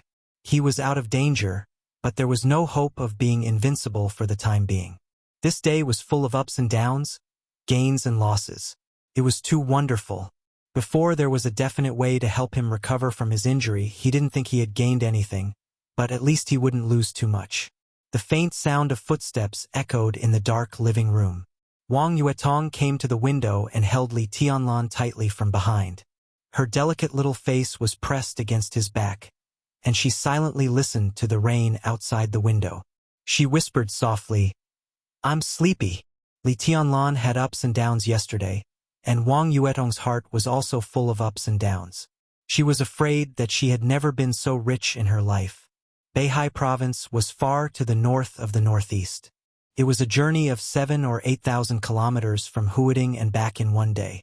She not only had to deceive the high-level officials of the Wang family of Beihai, but also had to avoid the sight of the Wang family of Beihai in Huading. All of this was for a man who called her a bitch, who could know the grievances and resentment in her heart. After a night of meditation, Wang Yuetong finally couldn't bear it anymore. She held the man in front of her, who made her somewhat angry, somewhat and somewhat at ease. Her eyelids suddenly began to fight. Go and have a rest. There are guest rooms upstairs. Li Tianlan turned around and touched Wang Yuetong's hair. He didn't know how to deal with the relationship with Wang Yuetong now, but he couldn't treat her coldly in any way. Now that things had come to this, he could only let nature take its course. Speaking of upstairs, he suddenly remembered several assassins belonging to the curtain. The 9 elites had all turned into a pile of black ash, but the blood on the wall was still there. Qin Weibai was not there, so he had to clean up these chores. A trace of shyness quietly climbed up Wang Yuetong's face. She raised her head and quickly glanced at Li Tianlan with her watery eyes. She seemed to be a little hesitant. What's wrong? Li Tianlan asked directly. Wang Yuetong bit her red and moist lower lip, which had become a little numb because of red and swollen. After hesitating for a while, she whispered like a mosquito. Didn't she say that we can use your bedroom? She stood in front of Li Tianlan with her tall and slender body and lowered her head. For a moment, even her tender white neck turned red. You can use it too. Li Tianlan only felt a bang in his head, and then his mind went blank. No one knew how tempting and fatal this implicit and wild invitation was, especially at this stage in the morning, when the noble and pure little princess trembled and said that even she could be used by him. Li Tianlan's eyes almost turned red in an instant. Li Tianlan gasped a few times, swallowed, and said in a hoarse voice, "Let's go. I'll take you to the guest room first." Wang Yuetong, who had summoned up the courage to invite Li Tianlan to enjoy herself in the master bedroom, was waiting for Li Tianlan's answer or action nervously and fearfully. Hearing his words, her heart suddenly became cold again. "Senior brother, you still don't want me, do you?" Wang Yuetong asked softly. "Am I being cheap again? Am I particularly shameless in your eyes?" "No." Li Tianlan felt a sharp pain in his heart, and for a moment, he did not know how to explain. Some words were like knives. Perhaps they weren't malicious, but they were absolutely sharp. They were sharp enough to cut a pure and exquisite young girl's heart into pieces, and then turn it into a knot in her heart, a scar that was so bloody that it couldn't be healed. Li Tianlan did not know if he owed Wang Yuetong one or many apologies. Looking at her pretty face that had become a little pale again, he reached out to hold Wang Yuetong's shoulder and let her raise her head to look at him. "You're not a bitch. No one will regard a girl who is willing to die with him, and even willing to give up her dignity and pride to become humble as a bitch, do you know?" Li Tianlan looked into Wang Yuetong's eyes seriously and said solemnly. Wang Yuetong's eyes lit up, and her face became ruddy again. This time, it was not because of shyness, but because of excitement. "I've said that I'm actually a very selfish person. The reason why I want to be even with you is that I know that no matter what happens in the future, it's unlikely that I will get back together with the Wang family of Beihai. If I become enemies with the Wang family of Beihai in the future, what should I do? What should you do?" Li Tianlan laughed at himself and said, "There are some things that I don't want to bear, and you may not have the courage to bear them. There will be a way." Wang Yuetong muttered to herself, and her tone became softer and softer. "There must be a way." Li Tianlan took a deep look at her and said softly, "Go to rest first, and we'll talk about it when you wake up. I'm waiting for Sixth Sister to come over and ask her to bring me something. I'll inform her when you're meditating." Wang Yuetong shook her head, and her legs moved a little unnaturally. She had given her first kiss last night. One had no experience, and the other had little experience, but the two novices kissed passionately. It was not until a long time after they separated that Wang Yuetong found that her underwear had been completely soaked and sticky, and even her jeans had some wet marks. Girls loved cleanliness, so she managed to endure it all night. Before dawn, she couldn't help but call the enchantress. "You're not going home?" Li Tianlan was stunned for a moment, and then he looked at Wang Yuetong and asked, "I don't dare to go back, and I can't go back." Wang Yuetong shook her head and said pitifully, "Senior brother, I'll stay with you during this period." Li Tianlan was silent for a long time, and then he nodded slightly. He knew why Wang Yuetong couldn't go back. The bottle of potion he drank last night was the most precious treasure of the Wang family of Beihai. What did the most precious treasure of a top rich and powerful family mean? Li Tianlan didn't know the specific value of the most precious treasure, but it could make his body recover to this extent overnight. It was not an exaggeration to describe its value in any way. After all, life was the most precious thing, above everything else. Li Tianlan didn't know how long the potion last night could bring a person's life, but even if it was only for a short period of time, the value of the potion was immeasurable. Li Tianlan narrowed his eyes, and his eyes were firm. At present, he couldn't come up with anything that could be compared with the most precious treasure of the Wang family of Beihai. He didn't want to say anything crazy, but he had made up his mind that this kind of thing would eventually be returned. He gently held Wang Yuetong in his arms, holding her slender and elastic waist, and remained silent. The sound of a car horn could be heard outside the villa. Through the clean and bright floor-to-ceiling windows, a blue Porsche parked at the door in the rain outside the villa. The door opened, and the enchantress, wearing a thin black windbreaker and holding a box, got out of the car. She opened the front compartment of the car and took out another suitcase. In Li Tianlan's sight, she held the box in one hand and pulled the suitcase with the other, walking directly to the front door of the villa. The constantly falling rain evaporated before it approached. The enchantress walked briskly, graceful, mature and enchanting.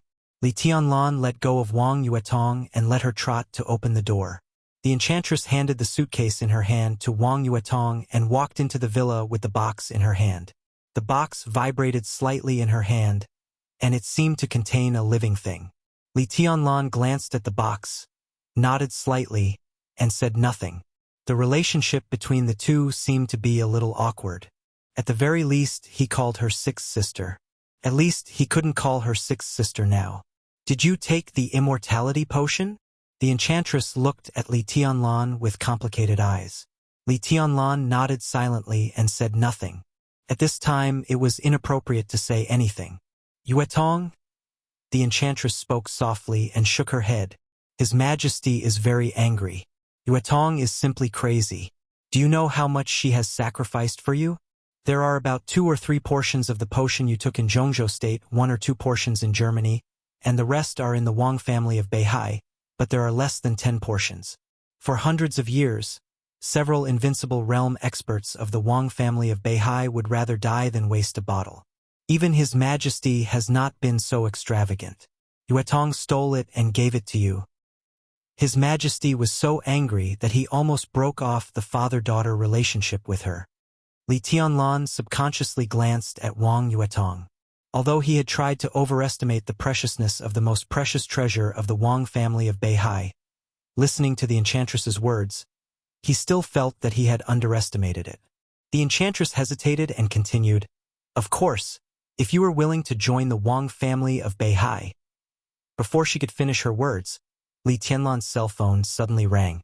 Li Tianlan glanced at her, nodded, and walked aside to take out his cell phone. Behind him, the enchantress put the box on the tea table, looked at Wang Yuetong and whispered, "Don't go back for the time being. His Majesty is angry and Madame dares not to plead for you." Li Tianlan took a deep breath and looked at the caller ID. It was a strange number. He pressed the answer button and said hello. "Young Master Li, this is Lu Shuyuan." On the phone, a dry and dull voice sounded. Li Tianlan could hear how reluctant and unreconciled the other party was just from his voice. Li Tianlan was expressionless and said coldly, "Say it." The imperial jade seal was in his hands. No matter how much the Lu family hated him, they could only be obedient dogs now.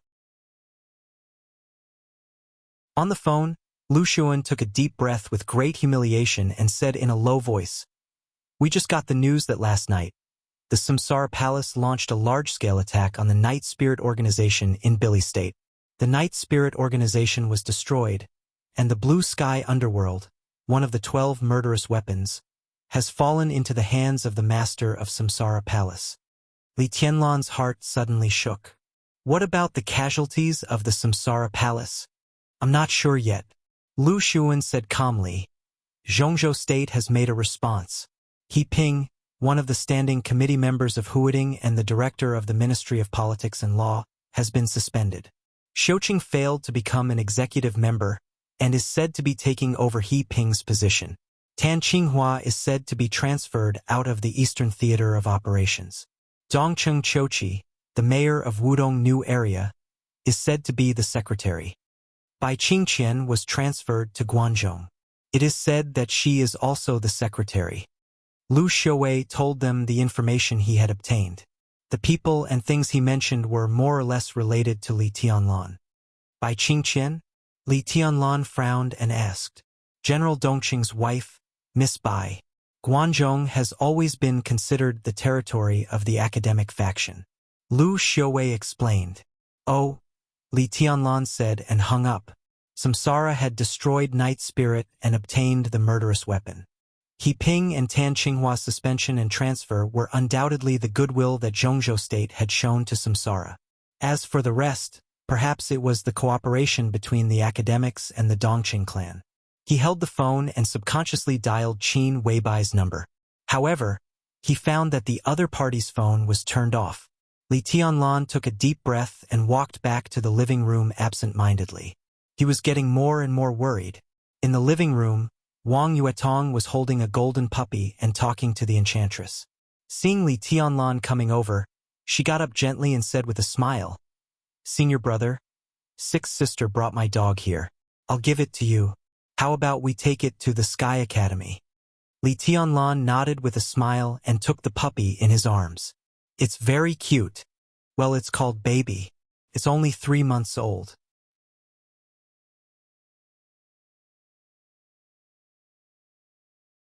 Chapter 90.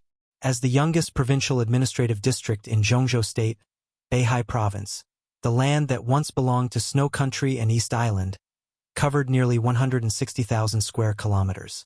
It was close to Zhongzhou State, sandwiched between Snow Country and East Island, like a dazzling pearl in the northeastern sea area of Zhongzhou State. Since the return hundreds of years ago, Beihai Province had been a major political province, economic province, and resource-rich province in Zhongzhou State. Today, it might not be the most developed province in Zhongzhou State, but Beihai Province, whose economic strength had always been in the front line of Zhongzhou State, was definitely the most beautiful place in the whole Zhongzhou State. There were a total of 11 cities in the North Sea Province. Among them, there were 2 sub-provincial cities and 9 prefecture-level cities. Close to 20 million people lived and worked in peace and contentment here. Moreover, as time passed, the population of each city in the North Sea Province would increase every year. With such an intuitive indicator, even a blind person could see that this young province's development potential had not yet reached its limit. This was the most special province in Zhongzhou State. There was an army and a system that belonged only to Beihai Province. For hundreds of years, countless senior officials and generals of Beihai Province went out from here, but few cadres from outside came in. This was autonomy in the truest sense of the word. It was unprecedented, and it might not be repeated in the future. Beihai Province belonged to Zhongzhou State. This was the issue that everyone, including the senior officials of Beihai Province, emphasized. But in the hearts of Beihai people, Beihai Province only belonged to Holy Mountain and the wealthy family on Holy Mountain. The provincial capital of Beihai Province was Shenzhou. The mountain not far from Shenzhou City was the Holy Mountain in the hearts of Beihai people. It was the place that dominated the entire Beihai Province, the headquarters of the Wang family of Beihai. Beihai Province and Zhongzhou State had laws that were generally similar but not exactly the same. the appointment of the provincial senior officials, the unimpeded policy in the province, the appointment of military generals. Everything in Beihai province was recommended to Zhongzhou state after the decision of the Wang family of Beihai. It was no exaggeration to say that any brick picked up on this 160,000 square kilometers of land was surnamed Wang. In Beihai province, the entire holy mountain was the most mysterious and majestic place. It was the forbidden area of Beihai province and could be called the Supreme One. Sacred Mountain was just what the common people in Beihai called it. The official name here was Beihai Mount Emperor Bing, which was located in the north of Beihai province. Everything in the province could be seen clearly under the close observation of this majestic forbidden land, even in the slightest. 12 o'clock at noon. When the sky was the best, Wang Tianzong, the current patriarch of the Wang family of Beihai, appeared at the foot of Mount Dibing. He looked at the clear sky and waited quietly. Wang Shengxiao stood quietly beside Wang Tianzong. His face was calm, and there was no impatience in his eyes. Instead, there was a hint of a smile. Time passed slowly as they waited. The sunlight grew warmer. Wang Shengxiao, who was motionless, finally looked down at his watch and said softly, "Dad, it's time." Wang Tianzong nodded and said calmly, "Almost." Wang Shengxiao grinned. Beside their dignified and silent father, he and Wang Yuetong had always been the most open-minded. They were not afraid of saying the wrong thing. Basically, they said what they thought. "Dad, can we keep him in Mount Dibing this time? Our ancestors in the past." Wang Tianzong's eyes flickered and he shook his head slightly. After one night, the anger of losing the immortality potion seemed to have been completely suppressed by him. His tone became calm again. He has made up his mind to ignore the affairs of the world. This time he is just a guest. Let's not talk about anything else. He just wants to annoy us. Wang Shengxiao nodded and seemed to be a little regretful. He wanted to say something but stopped on second thought. "What do you want to say?" Wang Tianzong glanced at his son. Looking at his pale face, he felt helpless and thought of his precious daughter. That girl was really spoiled. She was spoiled by him, her mother, Wang Shengxiao, and the whole Wang family of Beihai almost spoiled her, so that she easily made a big trouble this time. In order to create the illusion that she was missing, Wang Shengxiao seriously injured himself. He was gratified that the brother and sister had such a good relationship, but he was more angry after losing the immortality potion. "Dad, you're and his strength." "Of course it's me." Wang Tianzong chuckled and interrupted Wang Shengxiao's words. "That guy has strength, but he is too lazy. It seems that the general trend of the world has nothing to do with him. He has no combat experience.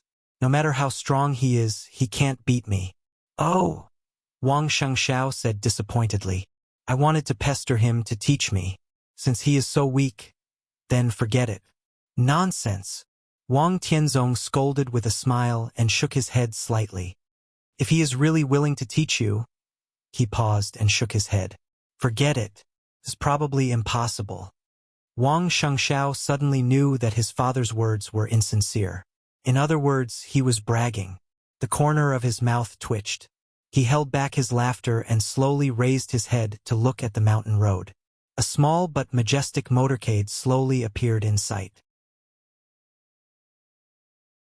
Two Mercedes-Benzes surrounded an elongated black Rolls-Royce slowly approached and finally stopped in front of Wang Tianzong. The driver got out of the car and opened the door.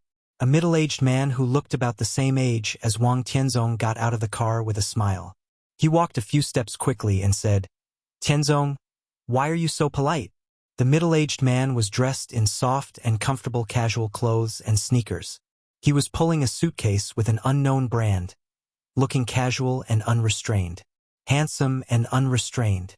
This was Wang Shengxiao's first impression when he saw him.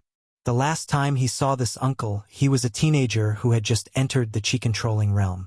His impression of the past had been a little vague. The only thing he remembered was that this uncle, who lived in seclusion in Switzerland, had a very good temper and was very handsome. 7 or 8 years had passed. Now that he saw him again, Wang Shengxiao's vague memory suddenly became clear, and even the image completely overlapped. After 7 or 8 years, he seemed to have not changed at all. His face was still handsome and strong, and his smile was free and easy. The only change was that he seemed to be more unrestrained than when they met last time. It was a kind of leisure and unrestrained from his bones, as if everything in the world was fleeting in front of him, leaving no trace. Wang Shangxiao glanced at his father, then at this uncle, and subconsciously made a comparison in his mind. His father was extremely calm. He just stood quietly, looking ordinary, but when looked closely, he was like the sea between heaven and earth, with a kind of magnificent and vast momentum. The uncle in front of him was leisurely and free, and his every move showed a real sense of nature. He really did whatever he wanted, as if everything he did was a normal thing. Wang Shangxiao smiled modestly, but his eyes were thoughtful. According to his second uncle, if this uncle in front of him could also be regarded as a person in the dark world, after Li Guangtu's treason, he should be the only person who could compete with his father. He shook his head subconsciously. Was this the real man who didn't show his face? I haven't seen you for many years. It's etiquette for me to come down the mountain to pick you up. I can't let my friend pick on me, can I? Wang Tianzong took a step forward and shook hands with the middle-aged man. Watching the Rolls-Royce behind him leave directly, he frowned slightly and joked, "Fengting, didn't you say you came with Chuxue? Where is she? Why are you afraid that I, as her uncle, will force her to be my daughter-in-law?" "That girl." The handsome man named Fengting shook his head and said, "Don't worry about her. I'm afraid she will come here by herself later. She said she had never been to Beihai University and wanted to walk around. Just let her be. Anyway, she knows the way." Wang Tianzong nodded and said with a smile, "Why do you suddenly think of Beihai?" Fengting shook his head and said helplessly, "I was in Zhongwen province. 2 days ago I met the old faker at Luojing airport. He said I should come to Beihai. He was mysterious, so I didn't take it seriously. But Chuxue took it seriously and pestered me to come here. Didn't she go to Shangzhou to look for opportunities as soon as she got off the plane? That old monk is kind and should not have any bad intentions. I'm just an idle person, so I let it go." Wang Tianzong nodded casually and didn't think much about it. He said flatly, "Shangxiao, don't you know your uncle Fengting?" Wang Shangxiao was still thinking about who was stronger between his father and Uncle Fengting. When he heard his father's words, he suddenly came to his senses and said with a respectful and modest smile, "Uncle Fengting, long time no see. He's absent-minded." Wang Tianzong frowned slightly and said with a smile, "This boy just asked me who was stronger and who was weaker. I guess he was distracted when he saw you." Fengting laughed heartily. From his laughter, Wang Shangxiao couldn't hear any competitiveness. There was only a pure sense of freedom and carefreeness. "I can't beat your father. He slashes anyone he sees. I don't fight. No one has provoked me these years. I don't even know how to hold a sword. I can't beat him." He waved his hand and said with an indifferent smile. Wang Shangxiao smiled bitterly and coughed. He didn't know what to say. "Hey, what's wrong with you? You're badly injured." Fengting glanced at Wang Shangxiao and seemed a little surprised. Wang Tianzong's face darkened. He snorted and said, "Ignore him. He only knows how to make trouble all day. Fengting, let's go." Fengting nodded with a smile. He pulled the suitcase and walked beside Wang Tianzong. They went up the mountain together. "For many years, you and I haven't contacted each other. I thought you were still blaming me for what happened in the past. If it weren't for that old faker, you wouldn't have come to Beihai, would you?" Wang Tianzong walked on the road in the mountains and said with emotion, "What happened in the past?" Fengting thought for a while, shook his head and said nothing. Wang Tianzong narrowed his eyes slightly and sighed softly. Just by looking at his old friend's attitude, he already knew that he still had a grudge about what happened in the past. "Even if I rank first on the divine list, I can't do whatever I want. I'm the patriarch of the Wang family of Beihai first, and then Wang Tianzong." Wang Tianzong said softly. Looking at Fengting, who was still silent, he laughed at himself and said, "Forget it. You just arrived. Let's not talk about this. I'll arrange a place for you to rest first." No hurry. Feng Ting shook his head and said with a smile, let's go to the stage of formidable person first. The stage of formidable person. If Mount Dibing was the forbidden area of the entire Beihai province, then the stage of formidable person at the highest point of Mount Dibing was the forbidden area of the entire Mount Dibing. In addition to Wang Tianzong, there were no more than 5 people in the entire Wang family of Beihai who could enter the stage of formidable person at any time. Feng Ting was also one of them, or even the only one. Wang Tianzong nodded silently. When he was about to speak, he suddenly looked up at the top of the mountain. Feng Ting raised his head almost at the same time and slightly narrowed his eyes. On Mount Dibing, the rolling thunder roared, and the wind and clouds surged in the whole sky. The fighting intent and killing intent rose at the same time. A kind of momentum that seemed to go straight to the 9th heaven and into the clouds instantly filled the entire top of the mountain, with extreme fierceness and sharpness. There was sword intent scattered all over the top of the mountain, layer upon layer. A clear female voice sounded and echoed in the whole Mount Dibing. The sound lingered endlessly, like a phoenix dancing in the 9th heaven.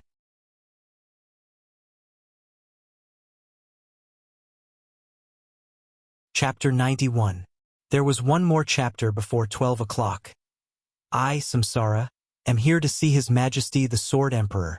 The clear female voice echoed in every corner of Mount Dibing. The momentum was soaring, like the cry of a phoenix. She said she was here to see him, but this way of appearance was not even peaceful, not to mention low-key and humble.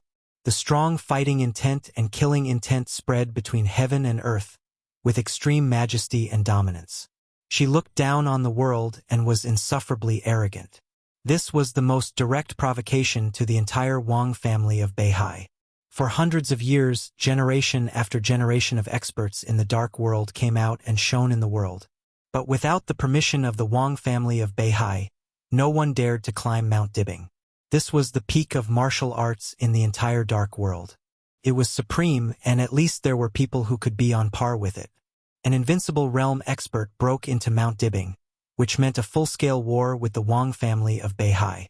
It meant that he had to directly face the human emperor, who ranked first among the 12 murderous weapons in the dark world. It meant that he had to face numerous experts in the Wang family of Beihai. There were constant conflicts among the superpowers in the dark world. They could use the most violent way to start a full-scale war. This was the result that no one wanted to see. Wang Tianzong's eyes narrowed slightly, but his expression was still calm. He stepped up the mountain at a steady pace, but his indifferent and cold voice instantly spread throughout Mount Dibing. Samsara Highness has just killed Night Spirit, and you can't wait to show your power to the Wang family of Beihai? Isn't it too hasty?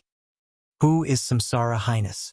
Feng Ting walked beside Wang Tianzong, his expression unchanged, but he asked casually with some surprise. Wang Shengxiao was even more surprised. He couldn't help but ask, Uncle Feng Ting, you don't know Samsara Palace? What does it have to do with me? Feng Ting looked puzzled. She didn't provoke me. Why should I know? He paused and smiled, looking a little proud. I haven't heard of her, but she hasn't heard of me either. That's even. Wang Shengxiao's mouth twitched. It sounded like an ordinary person in Zhongzhou State telling him, Hey, I don't know the president of Zhongzhou State, but the president doesn't know me either. That's even. The artistic conception was really similar. Wang Shengxiao subconsciously glanced at his father, only to see that Wang Tianzong was still climbing up the mountain slowly. He didn't speed up or slow down, but his breath was getting calmer and calmer, which was unpredictable. Wang Shengxiao shook his head gently. The Samsara Palace, which had just destroyed Night Spirit, would undoubtedly become one of the new superpowers in the dark world. However, the master of Samsara Palace directly went to Mount Dibing. If today's battle was destined, how long could the Samsara Palace exist? Was it just a flash in the pan? She's so domineering even when asking for help. This woman is interesting. Wang Tianzong suddenly spoke in a calm tone. At the top of Mount Dibing, there was no need for Wang Tianzong to open his mouth. The moment the clear and melodious voice sounded, The experts of the Wang family of Beihai had already reacted immediately. A thunder-shocking realm expert led the team. Fire-flaming realm and ice-condensing realm experts rushed to the place where the sound came from. In the shortest time, the entire Mount Dibbing seemed to be moving. There were people everywhere, fast, steady, orderly, without the slightest panic. On the top of the Emperor weapon, there were vast palaces, solemn and simple, and flowers bloomed like a sea. A figure wrapped in a black cloak stood quietly on the Sword Emperor Palace, where Wang Tianzong usually lived, motionless. The cold wind whistled past her, but her clothes were in a completely strange state of stillness. Looking at more and more figures converging on her, her momentum soared, as if to break through the sky. Saint of the Samsara Palace requests to see His Majesty the Sword Emperor. The crowd on the top of the mountain was like a tide, and it was getting closer. A gentle and slow voice, carrying with it a sharp and majestic sword intent, suddenly exploded above a palace in the northwest. Along with this voice resounding out, numerous other voices followed closely behind. They were clear, calm, and revealed a form of pride and firmness that disregarded everything. Military Counselor of the Samsara Palace requests to see His Majesty the Sword Emperor. The calm voice rang through the southeast area of Mount Dibbing, calm and steady.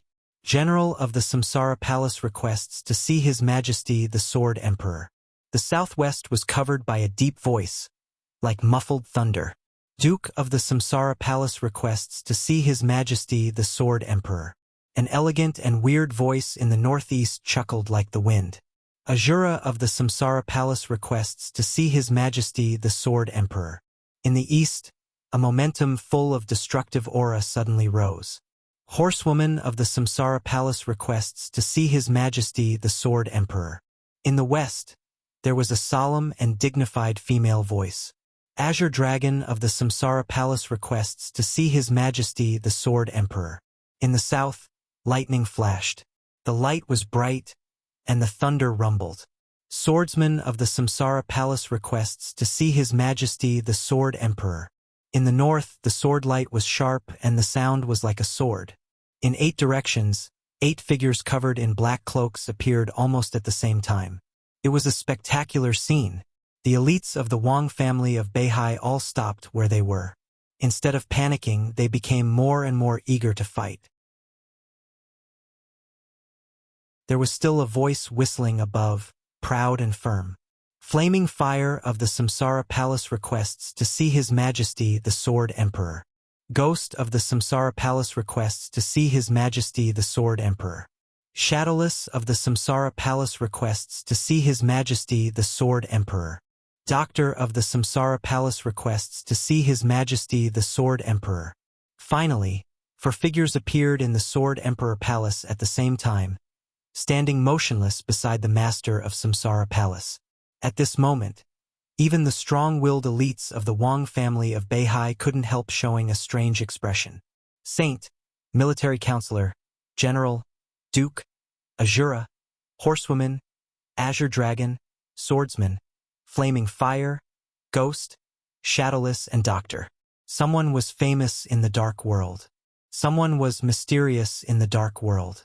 The 12 figures in front of them had an unusually loud name in the entire dark world. The 12 super masters of the Samsara Palace. The Samsara Palace had just destroyed Night Spirit. Led by their most mysterious palace master, the 12 super masters went straight to Mount Dibbing. What were they going to do? In the crowd, several experts of the thundershocking realm from the Wang family of Beihai narrowed their eyes and remained silent. The Samsara Palace destroyed Night Spirit. The dark world was turbulent, and all the superpowers were destined to set off a storm. Would the source of this storm be the Samsara Palace and the Wang family of Beihai? What's the matter? Wang Tianzong's voice sounded again. With his voice, he appeared directly in front of the master of Samsara Palace from the mountain road. Above the Sword Emperor Palace, he stood in the air at the highest place, looking at the master of Samsara Palace and asking seriously. In the dark world, strength was supreme, and the strong were respected. For hundreds of years, the reason why the Wang family of Beihai was feared and respected was that they had enough strength. The master of Samsara Palace could withstand the full blow of Blue Sky Underworld and kill Tian, who ranked 10th on the world divine list.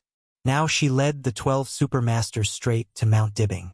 Whether they were enemies or friends, Wang Tianzong couldn't neglect her strength and courage. "I want to borrow something from your majesty," the master of Samsara Palace said calmly. She was very tall, at least 1.8 meters. She was a little fat, but it was not obvious in the cloak. Instead, she looked extremely tall and plump. She raised her head and looked at Wang Tianzong, who was hanging above. She didn't want to be serious with him when she needed his help. It was the most appropriate way to borrow something from a top wealthy family like the Wang family of Beihai and keep a low profile after showing her strength. "Oh? What is it?" Wang Tianzong looked at the black cloak in front of him and asked calmly. The voice of the master of Samsara Palace was very mellow and natural, which many foreigners couldn't imitate.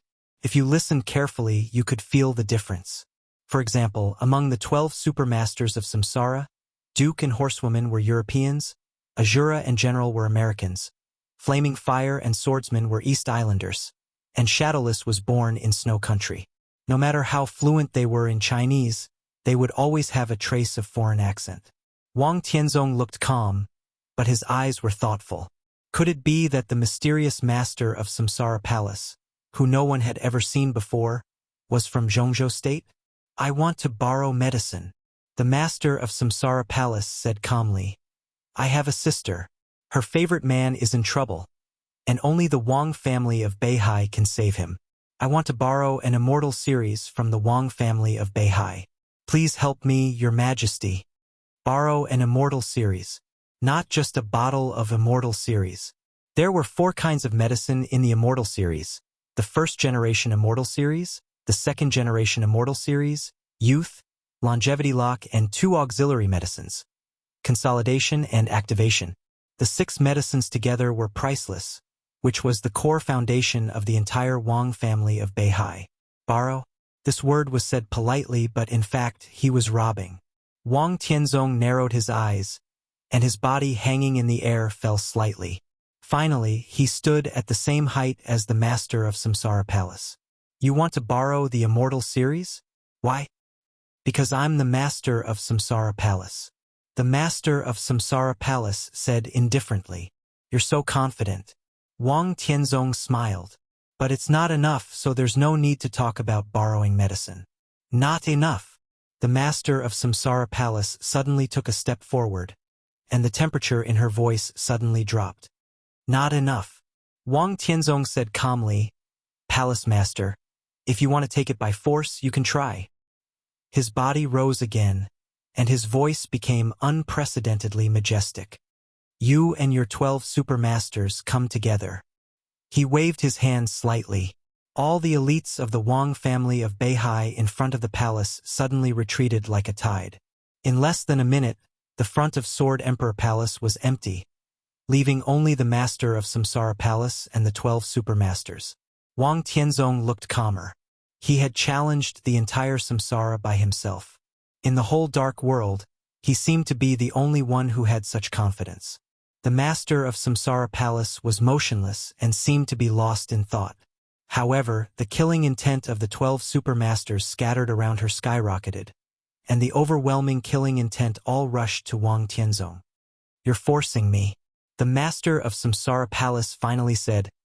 "No one can despise Samsara, not even you." Wang Tianzong's eyes gradually became cold, and he said nothing. The clothes of the master of Samsara Palace, which were strangely still in the wind, suddenly began to flutter violently. Her body slowly rose above Sword Emperor Palace, and finally reached the same level as Wang Tianzong. On Mount Dibbing, all the fierce fighting intent and killing intent suddenly disappeared. The master of Samsara Palace's body floated in the air, standing in front of Wang Tianzong, and instantly became extremely empty. She reached out to Wang Tianzong and said calmly and forcefully, "Give it to me." "No." Wang Tianzong's tone was cold. The master of Samsara Palace quietly floated in the air, keeping the posture of reaching out, silent. At this moment, The sea of flowers and the palace on Mount Dibbing seemed to disappear completely. The mountain was getting farther and farther away. The sea was getting farther and farther away. The master of Samsara Palace was motionless. But in an instant, everyone felt that the two of them seemed to be separated by mountains and rivers. She gently took a step back. The clothes of her slightly plump figure fluttered, and there was a kind of breathtaking feeling.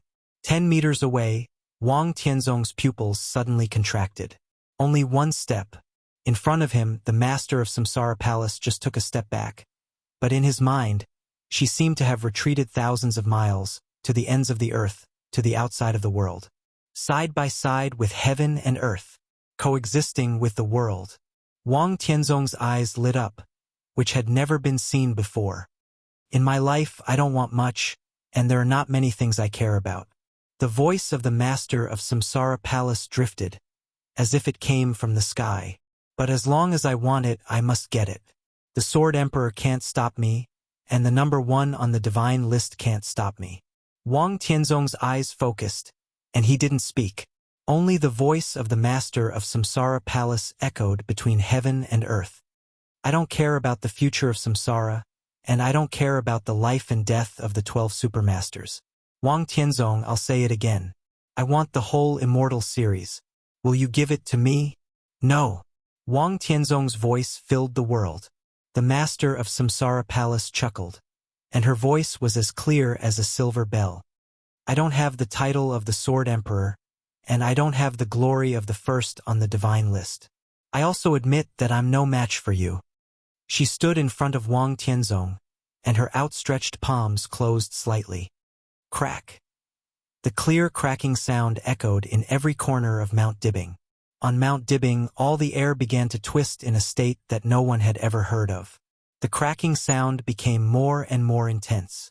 The voice of the master of Samsara Palace was calm, and there was no fluctuation.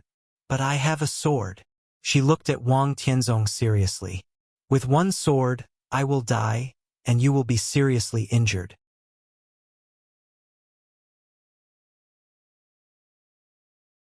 The sword intent all over the sky was released, and it echoed with the sword light at the top of the mountain.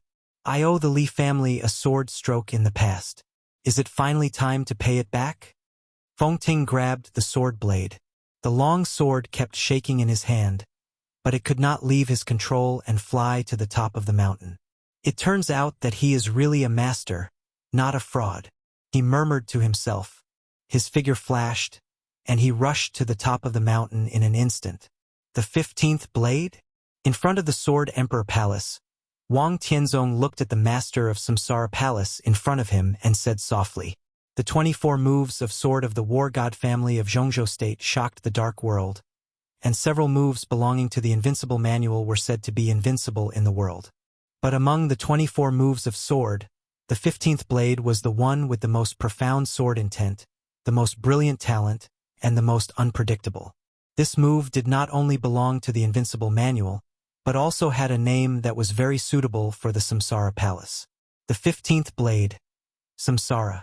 The 15th blade was the reincarnation of sword momentum and artistic conception, and it was the extreme condensation of essence, chi, and spirit. There were similar unique skills, such as the Bloody Azura of Azurapath, but the Bloody Azura burn potential. Compared with the sword intent of the 15th blade that reincarnated the past, it was completely different. Wang Tianzong had seen Li Kuangtu use the 15th blade. He borrowed Li Honghe's sword intent and once killed an expert at the peak of the Thundershocking Realm when he just entered the Thundershocking Realm.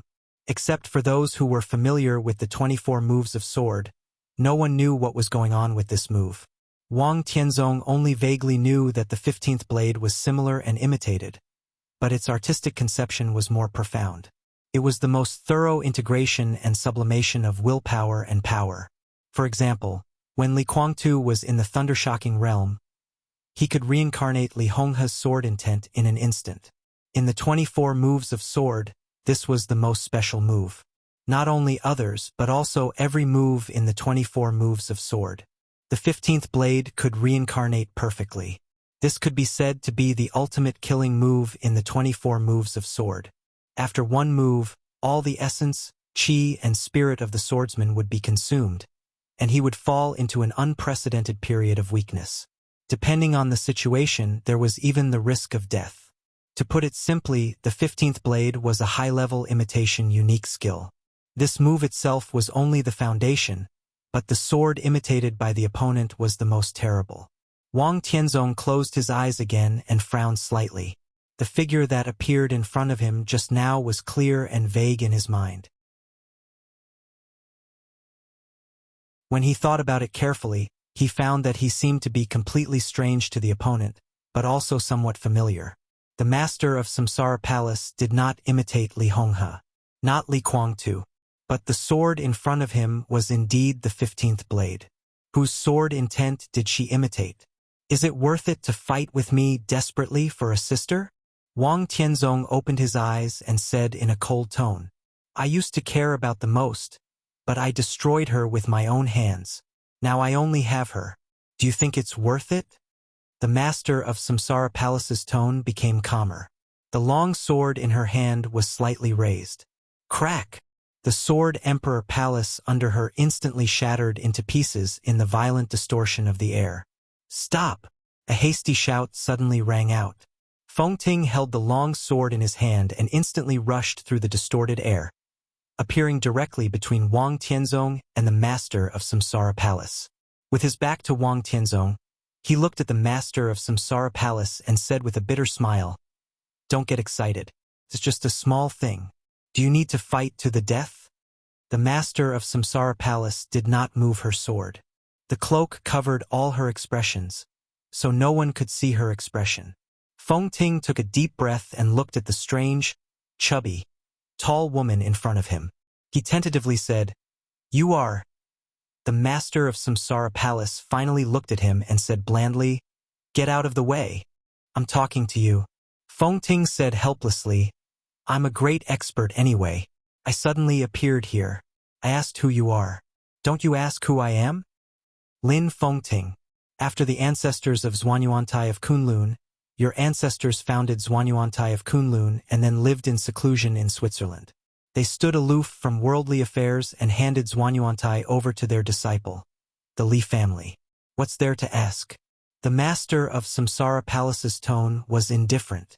Lin Fengting's body trembled slightly. Even Wang Tianzong's face changed slightly. How do you know? Lin Fengting asked subconsciously. It doesn't matter. The master of Samsara Palace said calmly, I want a copy of the Immortal series. Give it to me or fight. She looked over Lin Fengting at Wang Tianzong, and her fighting desire grew stronger. You're from the Li family. Wang Tianzong said softly. His tone was not a question but a statement. The simple sentence made the sword intent of the master of Samsara Palace suddenly stagnate, and her tone became a little confused. I don't know. Wang Tianzong took a deep look at her and slowly landed on the ground, thinking, what happened in the past? He opened his mouth, but before he finished, he was interrupted by the master of Samsara Palace. I'm not interested in what happened in the past. I want a copy of the Immortal series. As for what happened in the past, we don't owe each other anything from now on, and our grievances are written off. Can you represent the Li family? Wang Tianzong's eyes flashed. The master of Samsara Palace was silent for a while and said blandly, Li Tianlan is the descendant of the Li family. I can't, but he can. Tianzong. Lin Fengting landed beside Wang Tianzong and said calmly and seriously, I know I don't have enough face, but if possible, give it to her. How about I come to the Wang family of Beihai as a guest next year? Come next year. Wang Tianzong took a deep look at him. What he said was obscure. What he said was ambiguous, but he knew what it meant. The grudge in the heart of this old friend of many years seemed to vanish with this Immortal series. I can give you the Immortal series. Wang Tianzong took a deep breath and said, But today you broke into my Mount Dibbing, and I have to ask for an explanation. The sword intent was mighty in the violently twisted air. On Wang Tianzong's palm, a delicate long sword with infinite sword energy was slowly formed. The master of Samsara Palace trembled slightly, and all the twisted air around her was slowing down. The long sword in her hand suddenly disappeared, and her body fell to the ground again. I'm willing to take a sword strike from your majesty to express my apology. The master of Samsara apartment said blandly. Wang Tianzong suddenly waved his hand. The delicate long sword instantly shot toward the master of Samsara palace. The long sword was delicate and slender, but when the blade rushed out, the whole world seemed to gather at one point and crazily pressed toward the master of Samsara palace. The king of the world, the power of heaven fell in panic, and there was no way to resist. The unique skill of the Wang family of Beihai, sort of emperor path. In front of the master of Samsara palace, layers of air twisted madly. It became blurred. The sword of Emperor Path pierced the air with irresistible force, moving forward with indomitable will. The master of Samsara palace put her palms together. In the twisted air, she took a step forward and clamped the blade of the sword. Boom! With the master of Samsara palace as the center, a strong airwave suddenly appeared in all directions. The turf, trees, rockery, and palaces nearby were all lifted up, turned into powder and scattered. Puff! The master of Samsara palace retreated nearly 10 meters, and a mouthful of blood spurted out of her mouth. But Wang Tianzong's figure had disappeared. Lin Fengting smiled bitterly and explained. He went to get the medicine. The master of Samsara palace replied in an indifferent tone. Lin Fengting became more and more curious. He narrowed his eyes slightly and looked at the master of Samsara palace, who was wiping the blood from the corners of her mouth. He said in a strange tone, "Who the hell are you?" The master of Samsara palace stopped wiping the blood and said calmly, "My surname used to be Gu. It was published a little late." The chapter with more than 6,000 words was supposed to be divided into 2 chapters, but he gave up after thinking about it. You're tuning in to the Dreamy Chapters YouTube channel. We're so grateful for your support, and don't forget to subscribe to join us on this incredible journey through captivating stories. Your generosity through donations truly makes a world of difference, as it's the primary source of revenue that allows me to expand and enhance this channel for you. Thank you from the bottom of my heart for being a part of this adventure.